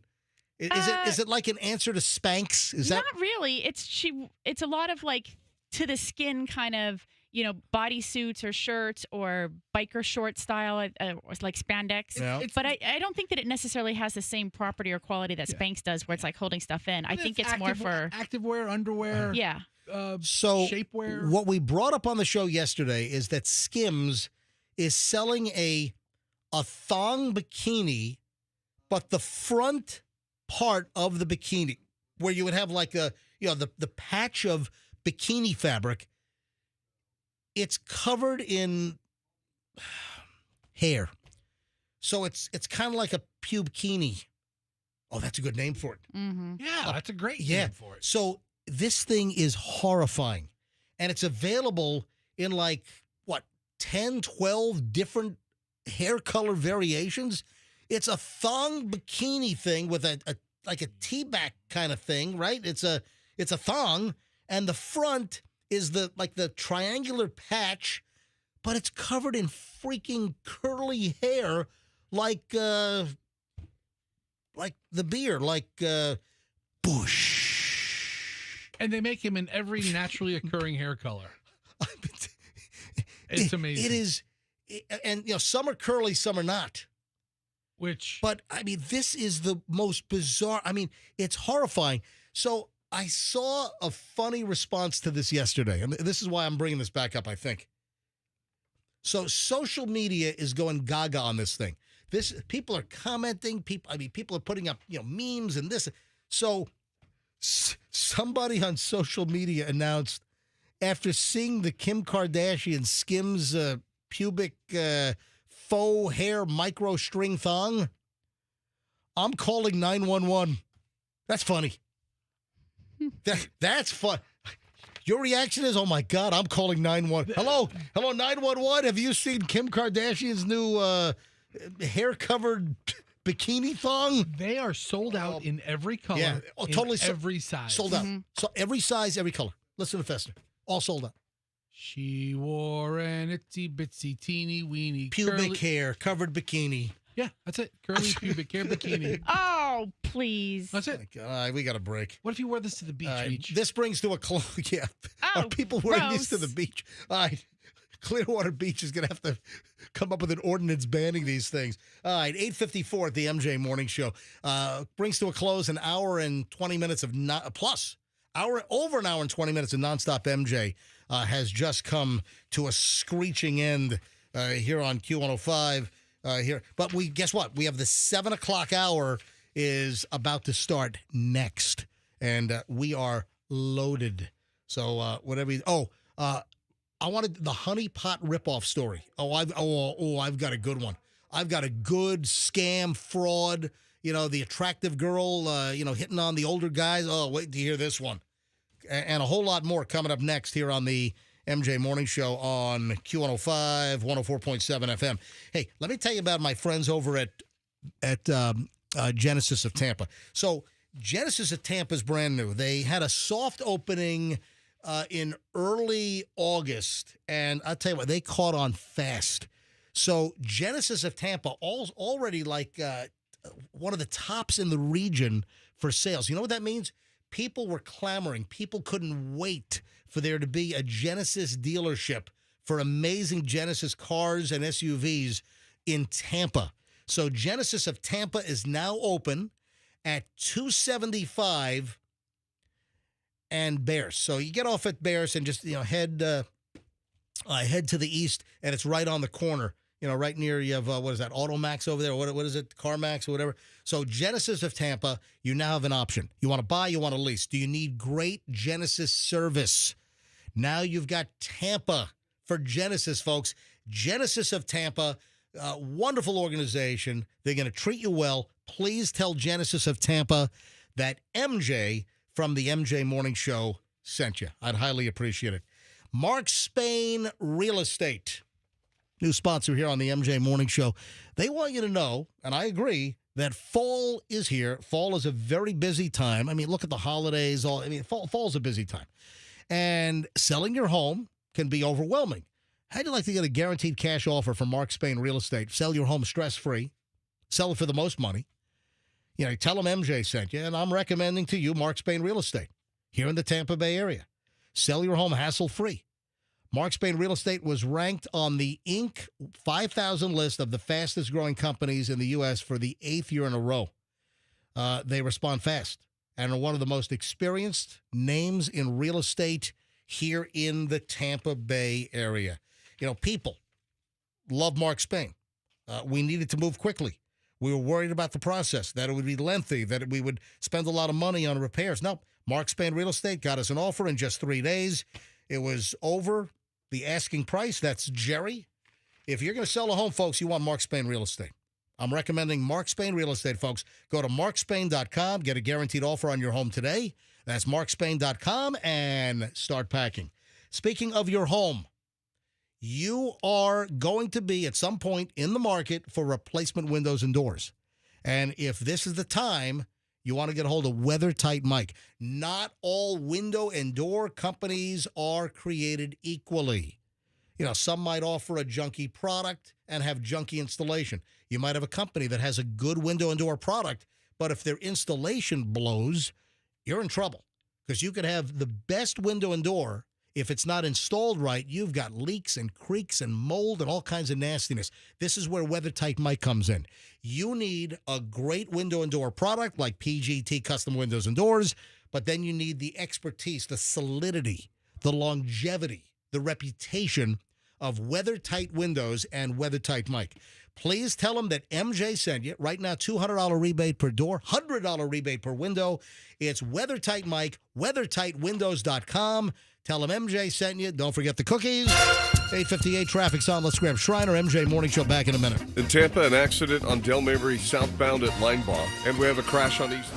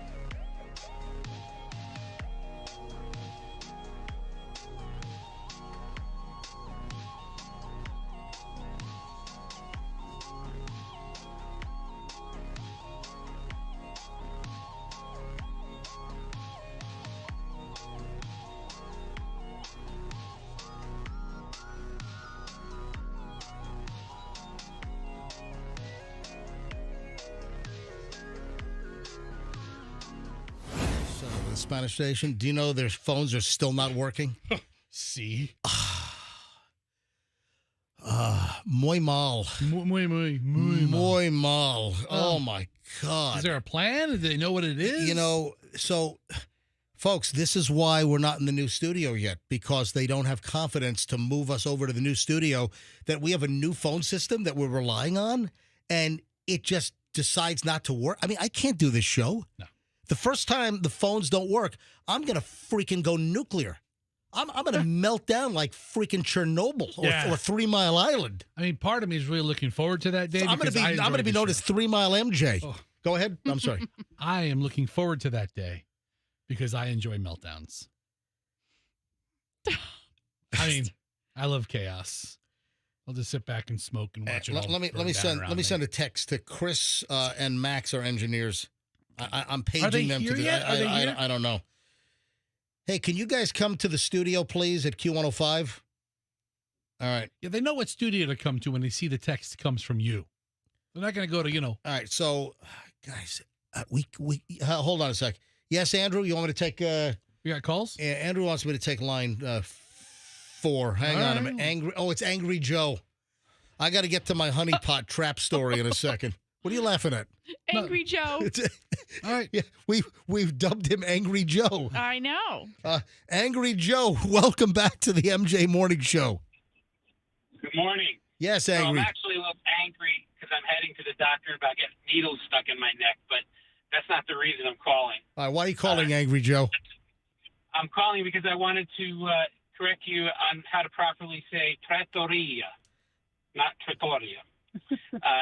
My family, we lived in Italy for about 7 years, so I definitely know how to pronounce that word. Just to let you know, it's trattoria.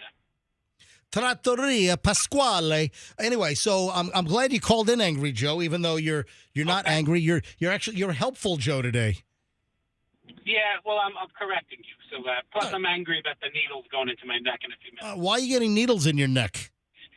It's one of those pain management things where I got like the discs and this and that up in my neck. You getting steroid injections? Essentially, something like that. All right. Today they're doing a ablation where they're burning the nerve endings or something. Oh, like a nerve burning. Yeah, It's, man. all right. It's medical talk with Angry Joe. Joe, I wish you the best, okay? All right. See you, well, why buddy. did you want me to call? Say it again? You just said, I'm glad you called. I wanted to, and then you No. that was it. I'm glad you called, and then just in general. Yeah, I'm glad you called. Absolutely. Thank you for calling, Joe. Joe, can you refresh my memory? The last time you called, what were you angry about? The last time I called was, so first it was about 4 in golf. The second time was about, I'm trying to remember. I was correcting you on, what was it? I honestly, I'm forgetting now. That's okay. All right. So Angry Joe is not always going to be angry when he calls. Anyway, Angry Joe, good luck with the neck injections, okay? We should call him Forgetful. And good luck Joe. with the ice cream venture. The ice cream is off and running. Thank you. Hey, Joe, Angry Joe. So Fester, Michelle, and myself, we're going to do the ribbon cutting, the official launch. Now, the ice cream, my MJ Triple Killer Vanilla Ice Cream, is available now at Small Batch Creamery on 4th Street in St. Pete. Best vanilla ice cream you ever had. Plus, a portion of the proceeds are going to the Seaside Seabird Sanctuary in Indian Rocks, all right? So, or Indian Shores, I should say. So, why don't you come out, Angry Joe? We're going to be there on Wednesday. So, Fester, Michelle, and myself, we're going to be there for the grand opening ribbon cutting launch of the flavor, and we'll be at Small Batch Creamery on Wednesday, the 22nd, this coming Wednesday, from 5:30 to 7:30 p.m. Okay. Oh, one last thing. I am actually angry about something, which I'm a federal employee. Yeah. So I'm kind of pissed off about not getting paid. Yeah, but it sucks. At the same time, I'm also not working, but whatever. What kind of federal employee? What agency do you work for?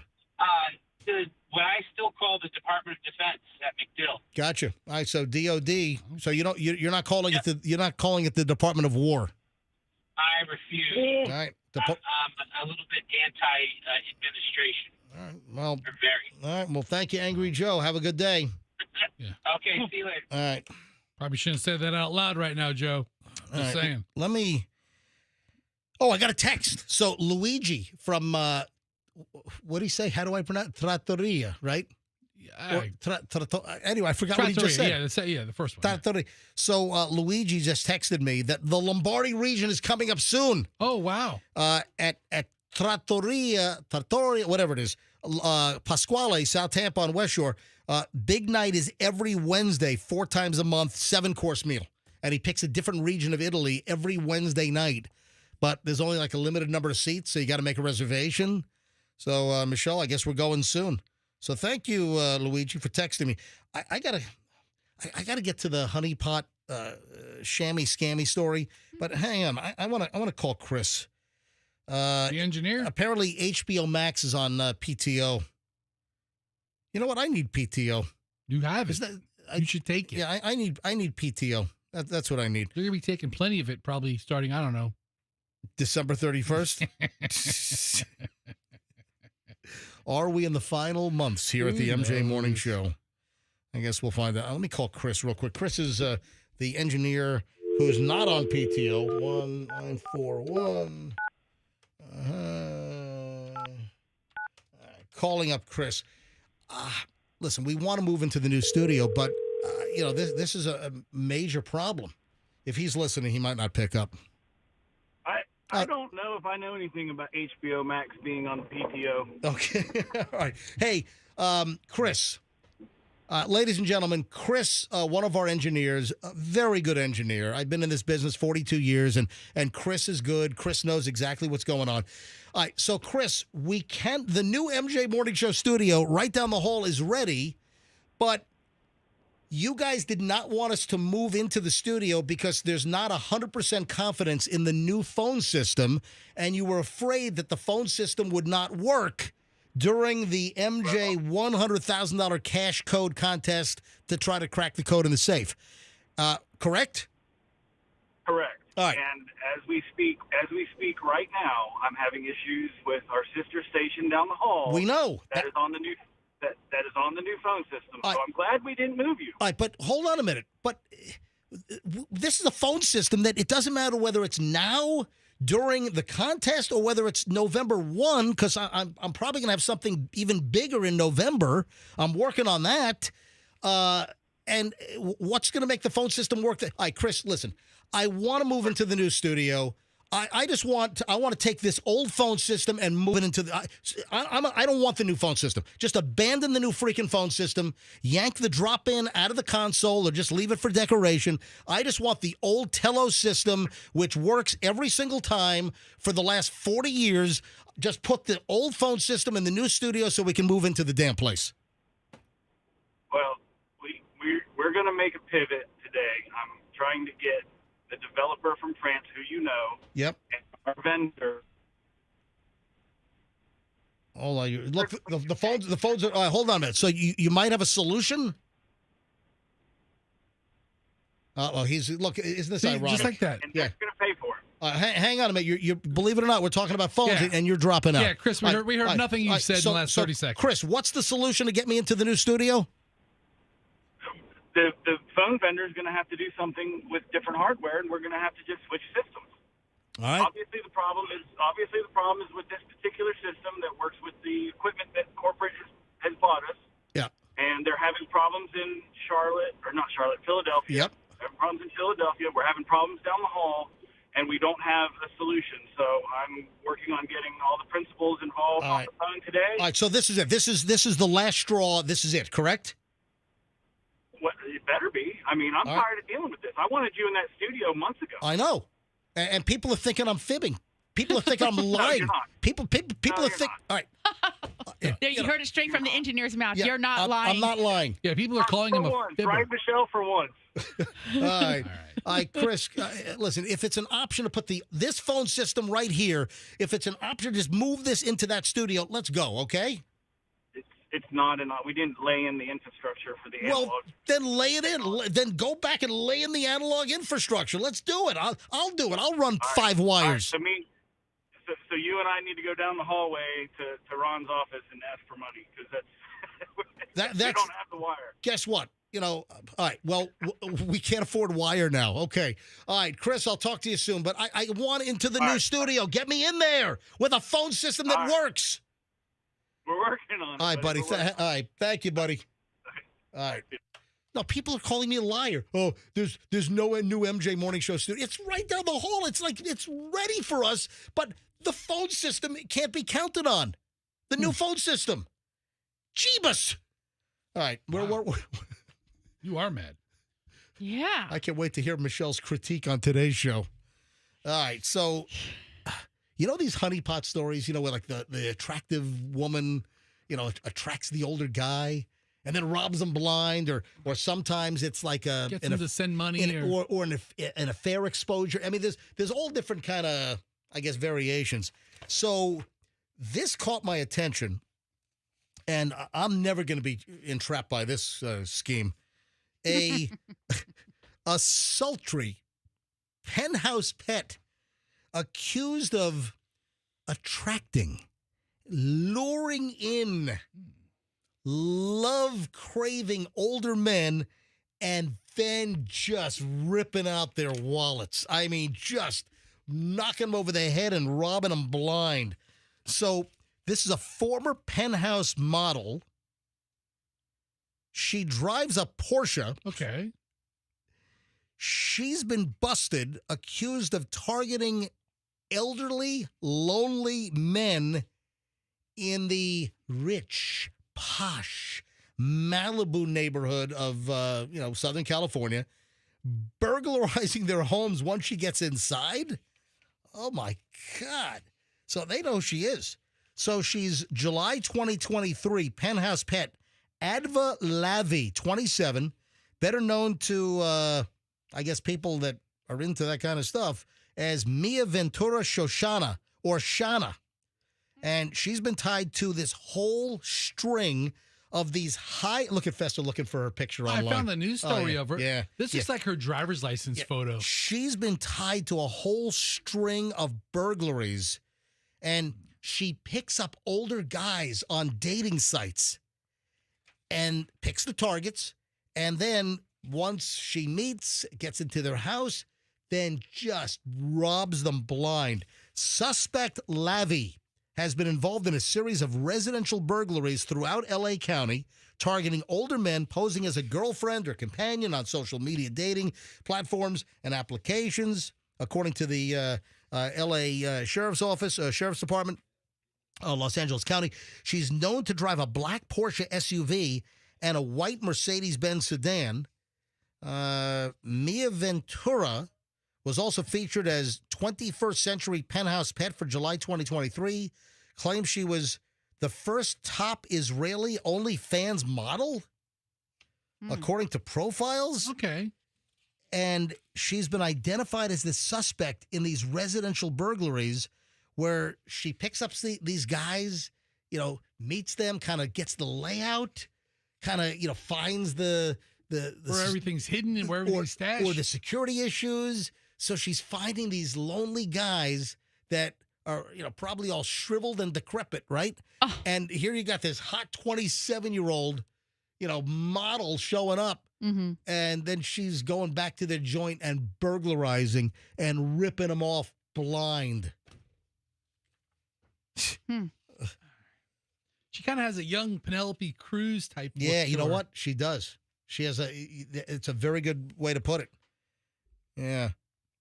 She worked as a flight attendant for an international airline. Raised in Jerusalem. She even claimed to have served in the Israeli military before she decided to disrobe. She took the uniform off, that's for sure. And she's just ripping off these old guys. 5'7", 104 pounds, brown hair, brown eyes. They know who she is, but they don't know where she is right now. So if you know where this vicious vixen is, you tell her to come over. Yeah, call the L.A. County Sheriff's Department and need to find. But listen, for older, you got to watch out. You got to say to yourself, if you're an older dude, and you're not a chick magnet anymore, and you got some young, hot women coming on to you, unless you're like, some Jable circuit billionaire or something, I mean, these guys were all pretty well off. I mean, she wasn't going for broke dudes. Right. Unless, but hey, you know what I'm saying? It seems like these guys had to buy the time with her. Yeah. Right. So, She has a very active OnlyFans. She's on another site called Honey Drip. Honey Drip? Yeah, where you can meet. Oh, God, that's just, you're asking. If you're going on the Honey Drip, if you're a guy going on the Honey Drip, what is that like what do you call that? Like it's like a sugar daddy, maybe? Yeah, that's what I'm like. So is that like a sugar daddy website, Honey Drip? I don't know. I have to make an account to find out. How about Honey Rip, as in Honey Rip you off? You know, rob you. How about robyourblind.com? How about old codger going to robyourblind.com? You think that would be an indicator for a guy? Hey, what am I going to do? Leave the money to my miserable kids? But no. Listen, if you're an older guy, and even if you're comfortable, but you got some hot smoking chick that's after you, come on. What? Do the math. That's impossible. Come on. Yeah. They're either, gold digging the normal way, or they're going to, steal your watch collection and, figure out the combination to your safe and rob you blind. Figure out the combination. Yeah, to the MJ cash code contest where the phones don't work. You know what? A real safe would probably be easier to break into than the MJ cash code contest.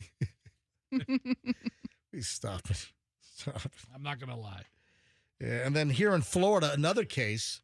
We've had the stories of like the club lizards, the attractive younger girls or younger women that are looking for the guys in the high-end restaurants and bars and clubs. And what are they looking for? What are they looking at? A wristwatch. Looking at the watch. So we've had a whole bunch of stories in New York, in L.A., in Miami. I'm sure it's happened here in Tampa Bay as well. But you have these trained professional thief women that will look for guys wearing an expensive watch, a Rolex, that's the brand everyone knows. Patek Philippe, Audemars Piguet, some of the Richard Mille, some of the expensive watches. And you've got these women that might be 22, 23, 25 years old. They know exactly what they're looking for. They look for these guys in these clubs or these restaurants or bar scenes, whatever. And then they, go back to a hotel, go back to their place. Sometimes they give them a little knockout pill and a drink.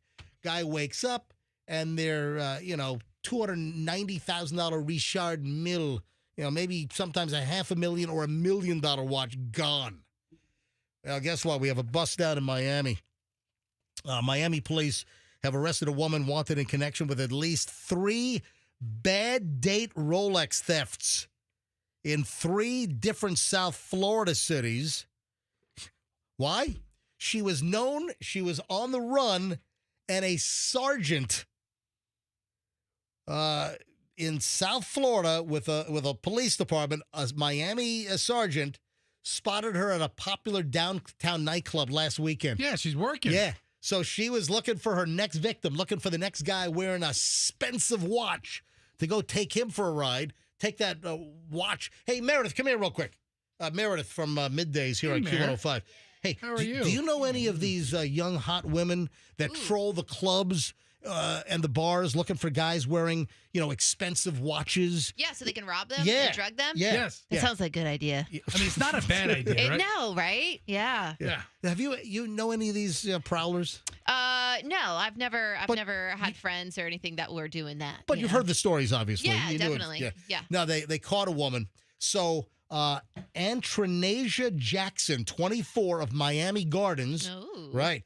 She was out last weekend when a Miami area police sergeant recognized her because they know who she is. She's just been on the run and busts her in a bar. In a bar? Yeah, probably prowling for more guys to rip off their expensive watches. I mean, it's not the guy's fault. I mean, especially if she's a hottie. Is she good looking? Yeah, oh yeah, she's attractive. Yeah, Yep, I yep. could see that happening. Yep. I think that happened locally here too, in town. Yeah, so we were wondering. I know we've talked about this happening in L.A. and New York and Miami, but you think Yes. why do you think it's happened locally as well? Because people are opportunists. Yeah. Well, they see so, that yeah. there, and a guy wants to have some fun. Do you know any slippery girls? Slippery? Yeah. Do you know any? Yeah, that's the wrong term. Slippery? Do you know any? Well, Yes, I shystery. do. Okay, shystery. Oh, Yeah. Okay, yeah, like slippery, yeah. like a slip and slide. No, I Yeah. don't personally know anybody that would do that. I mean, they at least need a vacation. You know what I mean? To kind of give it up like that.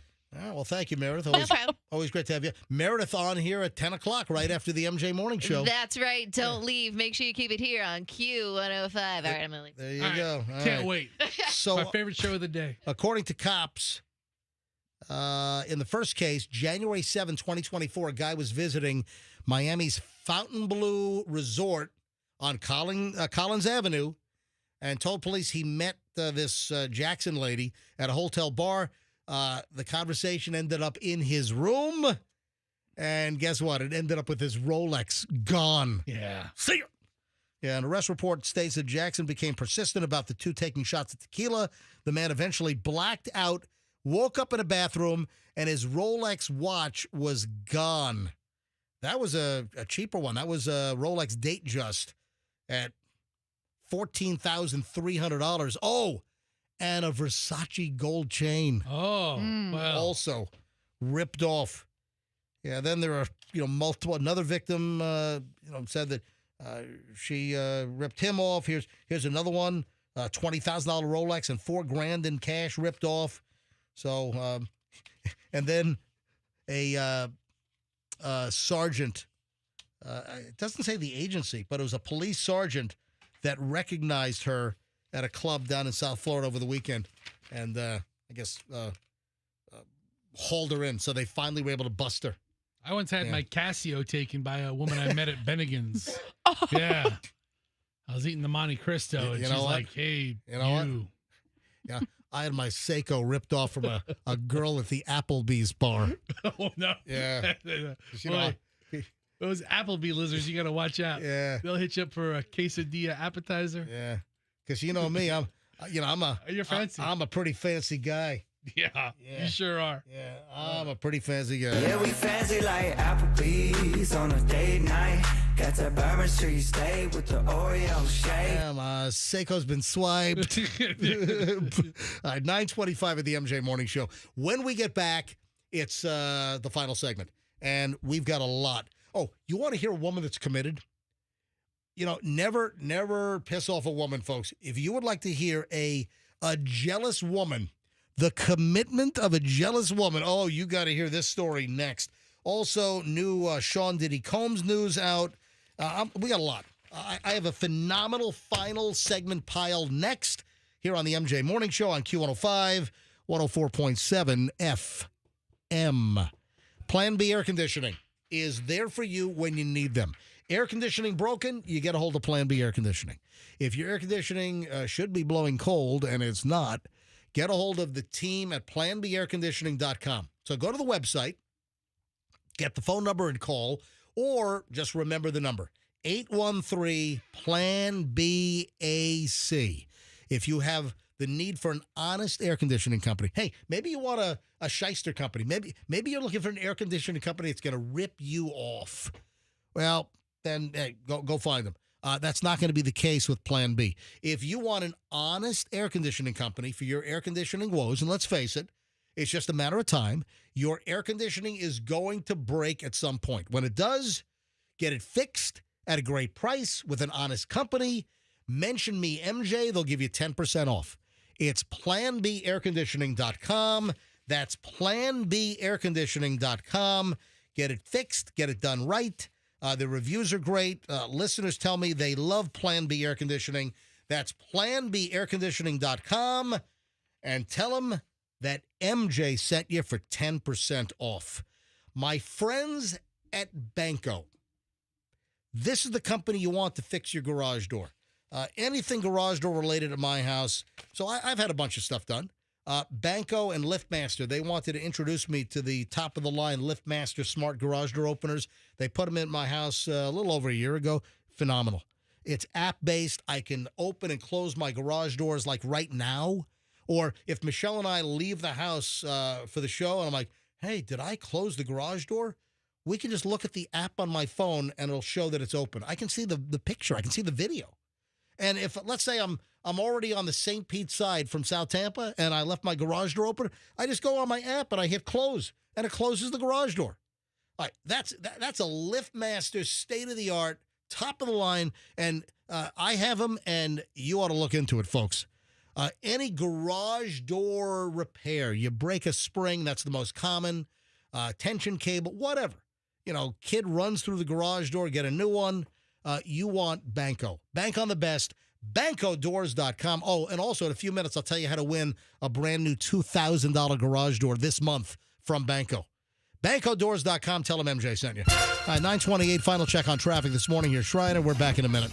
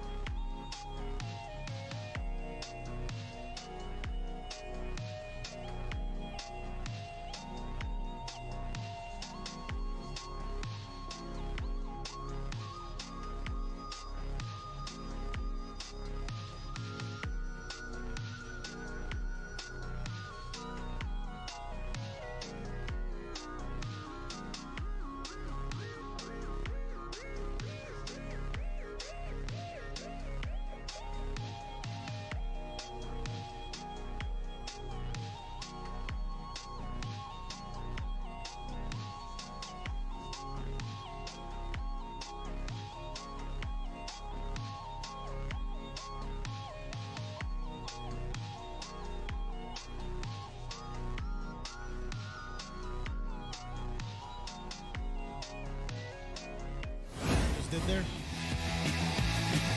9:32 at the MJ Morning Show. Michelle with some breaking news on the pubikini.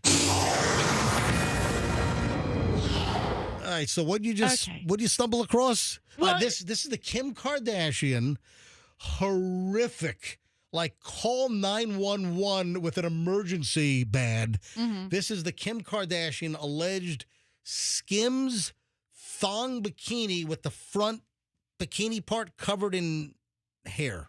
Mm-hmm. Like 1970s, like out of control growth. All right. You're right. So, all right.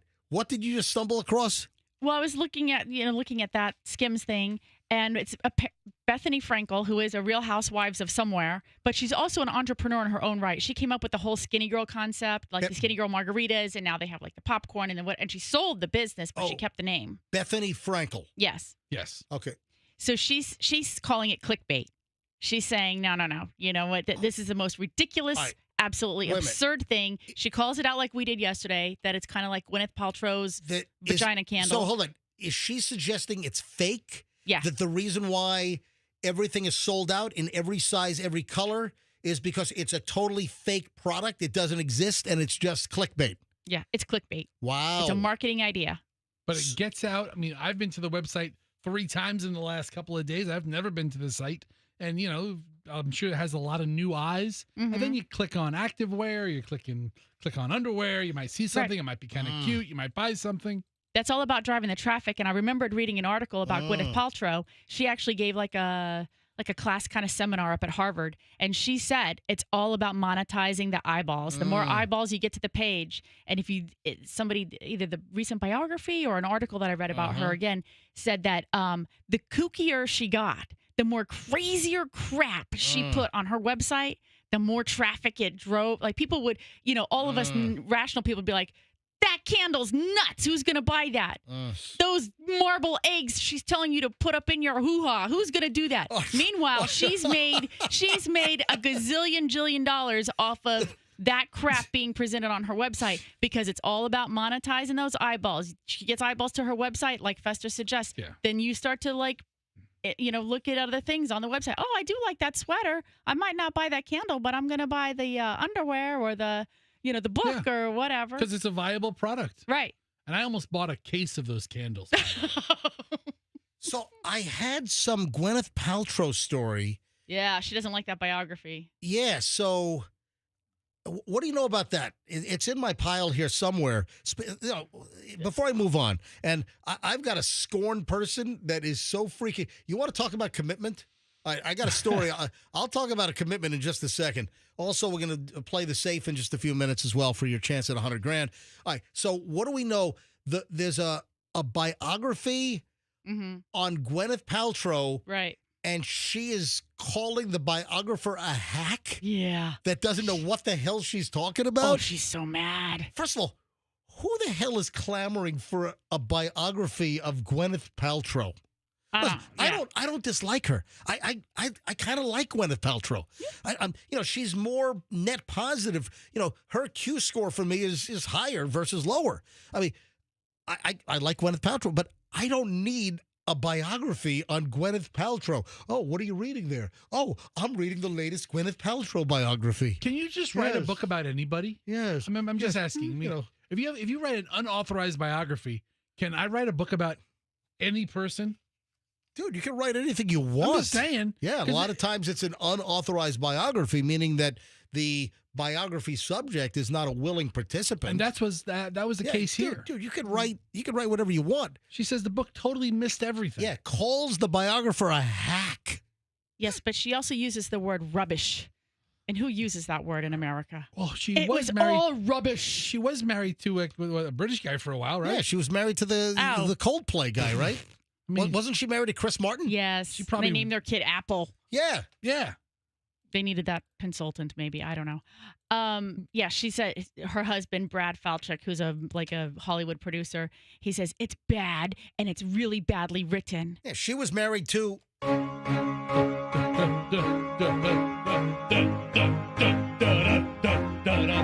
That's who she... is that one of the ones that gets us kicked off YouTube? It doesn't have... I think that was short enough. Yeah. It was short enough. Anything else from the biography? Look, the biography says that she's really bad about management, that the culture inside of her organization is pretty toxic, that she's a little bit of a bully. I've been reading about this for years. You know, I mean, she had somebody work with her who really elevated her brand to be, known nationwide. I think that person may have left. She used to hold these like weekend things. You know, you could pay like I don't retreats? know, retreats, like $2,500, and you paid like the upcharge, and you would get to go to a session with her. And meanwhile, she came in and talked for like 15 minutes and sitting on a bar stool and served some tea and then left or something. It was, just not even anything what people expected. So, but look, she's still making the money on it. So, she really started this. I don't know what she claims in the biography. She started this by sending out recipes, just literally like an email list. That's how she started the Goop. Really? Good for her. Yeah. What about your idea? Michelle, I'm even holding on to the web. I keep renewing the website domains. We got kids. They can build it. So do you want to do your concept? Right now, I think I'm volunteering here. I'd like to volunteer a couple of other places. I got some pro bono I would like to do. So, I got some pro bono, too. Yeah, and you could do that yourself. Like that naked man in Pinellas Park. Some pro boner. All right, let me grab caller number 7. 800-990-1047. 800-990-1047. Caller 7, give me a 5-digit code. We'll see if it opens up the safe for $100,000. Let's talk commitment. Do you appreciate tenacity, Michelle? When somebody just, you just glom onto something. And for a hard worker that has a job that needs to get done, yes. For a stalker, not so much. Thank you, Fester. Well, this might be the latter. Oh, and not the former. I mean, don't you love it when articles say the latter and the former and the No, I hate that. You hate the latter and the former? That's too much. Too many words to like express yourself. A jealous woman from up in Queens, New York, flew down here to Florida and viciously stabbed her ex's new girlfriend to death because she was furious that the new girl blocked her on social media. What the hell? Okay. Sometimes you got to take matters into your own hands. Oh, my God. You just disregard Doug Llewellyn at the People's Court.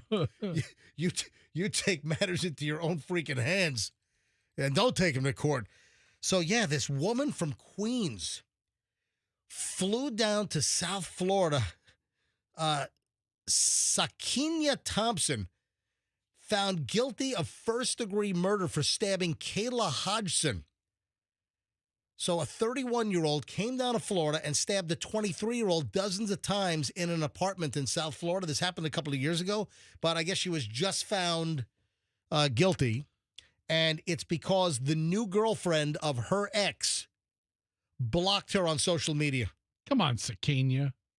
Can't you talk it out? So incensed, got on a flight down here and took her out because of a blocked social media thing. Is that's tenacity, man? That's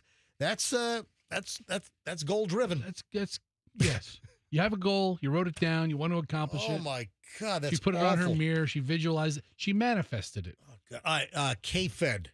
Speaking of another one. Yeah, speaking of like biographies and memoirs and why? Yeah, K-Fed is going after Britney. So hang on a minute. We got a couple of interesting Britney Spears alleged revelations. Is Britney Spears the best thing to ever happen to him? Yeah, probably. Yeah. Probably. And also, let me reiterate, I'm very worried for Britney. I'm a Britney fan. I like Britney.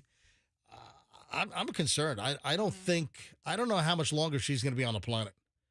No, seriously, I think that I don't think she's in a good state, and I'm concerned about the longevity of Britney Spears. Let me grab caller number 7. It's going to be Stacy in Davenport. Hello, Stacy. Welcome to the MJ Morning Show. Stacy, give me a 5-digit code right now, and let's see if it opens up this safe. Okay, going to do W. Okay, Paul, we're going to do 9, 7. Yep. 2, 7, 0. 97270.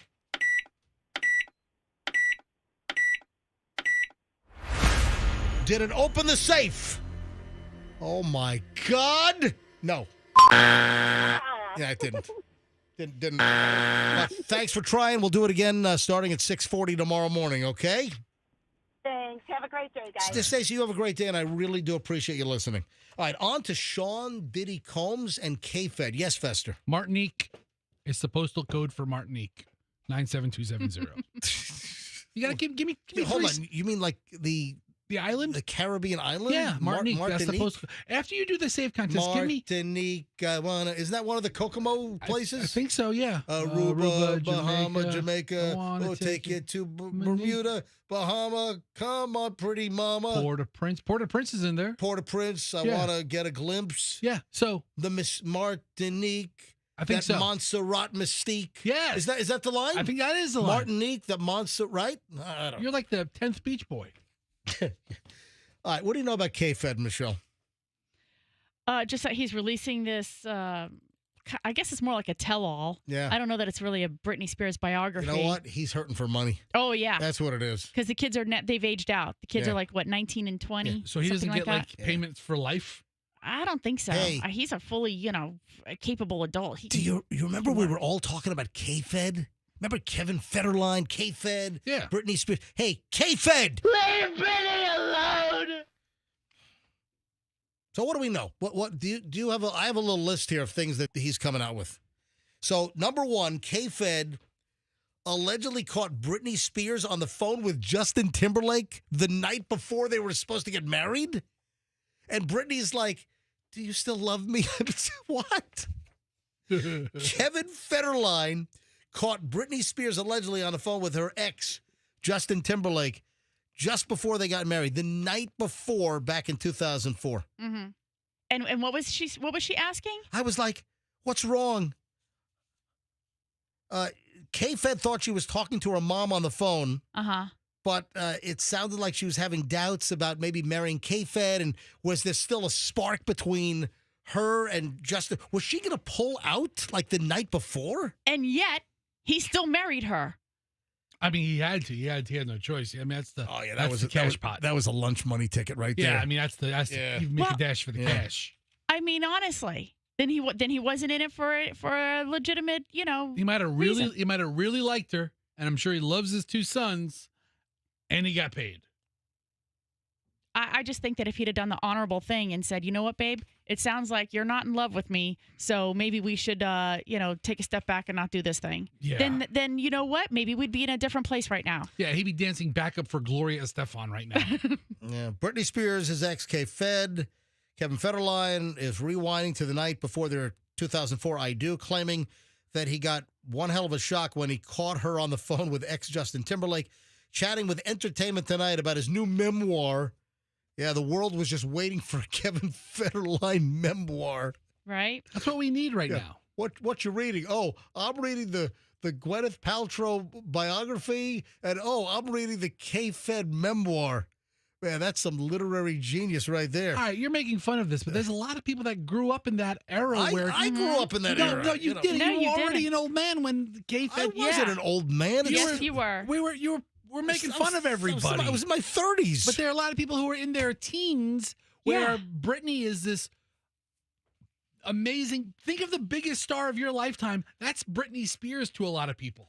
Chatting with E.T. about his new memoir, You Thought You Knew, Kevin Federline says the late night call raised serious red flags, and he told Britney that he wasn't down to get married if she was still hung up on her ex. Ooh, he tried to do the honorable thing. But she brushed it off, saying that she was giving Justin a final send-off. Okay, sure, all right. Okay.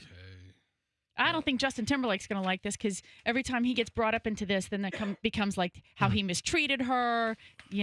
Was she pregnant at some point in time? All right. Also, Kevin Federline claims that the sons woke up with Britney watching them sleep with a knife in her hand. I think that came out once before. Did that? I think so. Yeah. She's done a lot of Instagram videos dancing with knives. I mean, she might have an affection for knives. Right. She's, Stab me, baby, one more time. I mean, when you're standing over your kids with a knife, though. That's creepy. That's like something out of a horror movie. Like Ed Gein or something. Brittany Gein.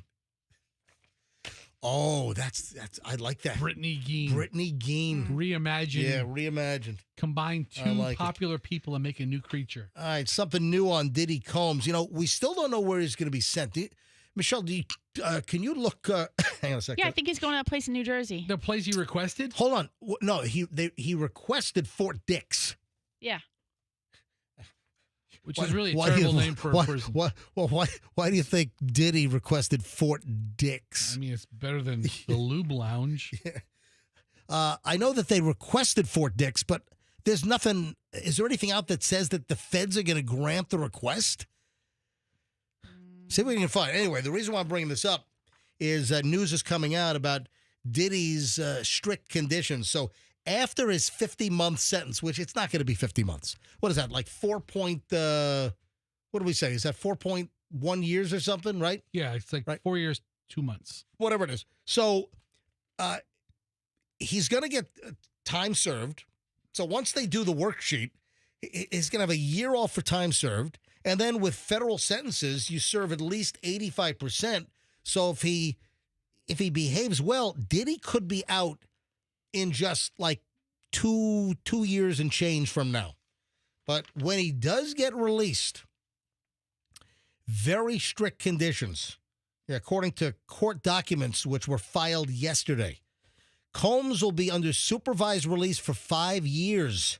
After he is released, according to the documents, he'll be required to attend regular meetings with his probation officer, refrain from drug use, with a drug test taken within 15 days after his release, and 2 periodic tests after that time frame.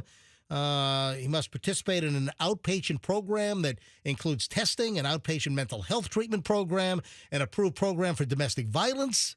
Yeah, this is a 7-page filing that the feds, I think K-Feds, filed this. After he wrote his memoir. Combs' probation officer will be allowed to drop in on him unannounced at any time. He must live at a location approved by the probation department, has to submit to a search of himself, as well as his property, residence, vehicles, papers, computers, cell phones, but only when there's a reasonable suspicion that he might have violated the conditions of his release. So that's a pretty hefty list, which I think is probably pretty commonplace, but it's amplified because it's Diddy. It's Diddy. So here's the thing: what the judge said. The judge is not going to designate a specific facility. He's instructed the defense to list a facility, to request a different facility in a different geographic region, not a facility. They can request a geographic region. They can't request a specific facility. Okay. Right. So and also he said a different geographic region. That's why I was kind of confused about that. Just to give him a second option, something in the Northeast is. Fort Dix, which is more in southern Jersey, right? Fort Dix is sort of kind of southern Jersey, right? And you know what that Joe whatever from Married to That Real Housewives lady said? He better be careful there because there's lots of stabbings. Oh, Giudice? Yeah. Joe Giudice? Yep. Yeah, because he did his time at Fort Dix. Yep. Gotcha. Doesn't sound like minimum security. I know, right? That's what I was thinking. Where'd Martha Stewart go? She went to Danbury, Connecticut. Was it Danbury? Do they have a men's prison in Dansbury? That's where I'd want to go. Hang out with Martha. All right, 9:51 at the MJ Morning Show. I'm trying to see what else I can squeeze in here. What do we have? Another 2 minutes, 3 minutes or so? Or not. Well, I know it's Thursday. We do have a workout, but, I still have a little more time here. You know what we didn't get to? I did not get to this at all this week, and I've had this thing sitting here. And, I kind of, have a rough outline of the show, and I still move things around on, what the flow is like, or, I have not gotten to the story of the 9-year-old whose mugshot was posted by a sheriff up in Putnam County. Mm-hmm. Do you know the story? This is do you know this? He put a 9-year-old's mugshot out there? Yeah. So this is a huge debate. I want to talk about this tomorrow. We don't have enough time to talk about it now. But we have a Florida sheriff under fire being criticized for posting the mugshot of a 9-year-old boy who was accused of threatening a classmate. 9 years old. What is that? Fourth, fifth grade? Yeah, fourth grade, fifth grade. Yeah. Third grade. Nine is what? How old's my son? My son just turned something. My son just turned 9. Yeah. And he's in 3rd grade. All right, so I think he's an old 3rd grader. All right. So 3rd, 4th grade. this 9-year-old was accused of threatening a classmate or classmates with a knife during recess. So they're outside, they're playing, and the kid pulls out a knife and threatens kids. So the kid's arrested, and the sheriff up in Putnam County is what, Panhandle? Is that sounds right? Look, I just want to be right. Okay. We got I'll look it up. too many damn counties. What do you have, 67 counties? 67, yes. I don't know where half these counties are. So, well, you know what? I probably do. I probably do know where I half. could probably fill out a map. I probably know where half the counties are. So, but the sheriff is getting a lot of crap because they did a whole Facebook post and they posted the mugshot of the 9-year-old, and people are like, you don't post a mugshot of it. All right, so it's just south of Jacksonville. Yeah, apparently. Putnam County is next to Gainesville.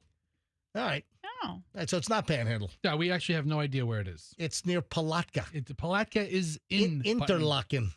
It's a landlocked county. Yeah, I've never been through there, I don't think. North of the Ocala National Forest. I've never been there either. Oh, all right. I think it's gonna be no, it's the Avon bombing range. Yeah, there's not a bombing range in the Ocala National Forest, Andrew. I think you're thinking of the Avon bombing range. That's a good idea, Andrew. Let's bomb the Ocala National Forest. It's a really good idea. All right. Anything else before we get out of here today?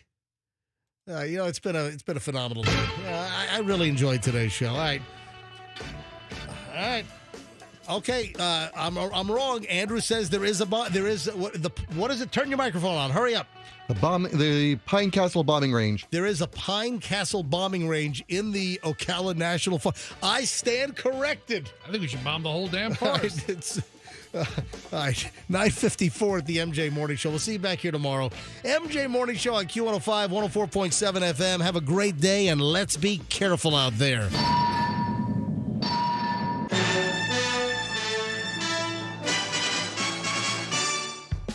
Download the app now. Get the Q105 app and listen to us anywhere. Powered by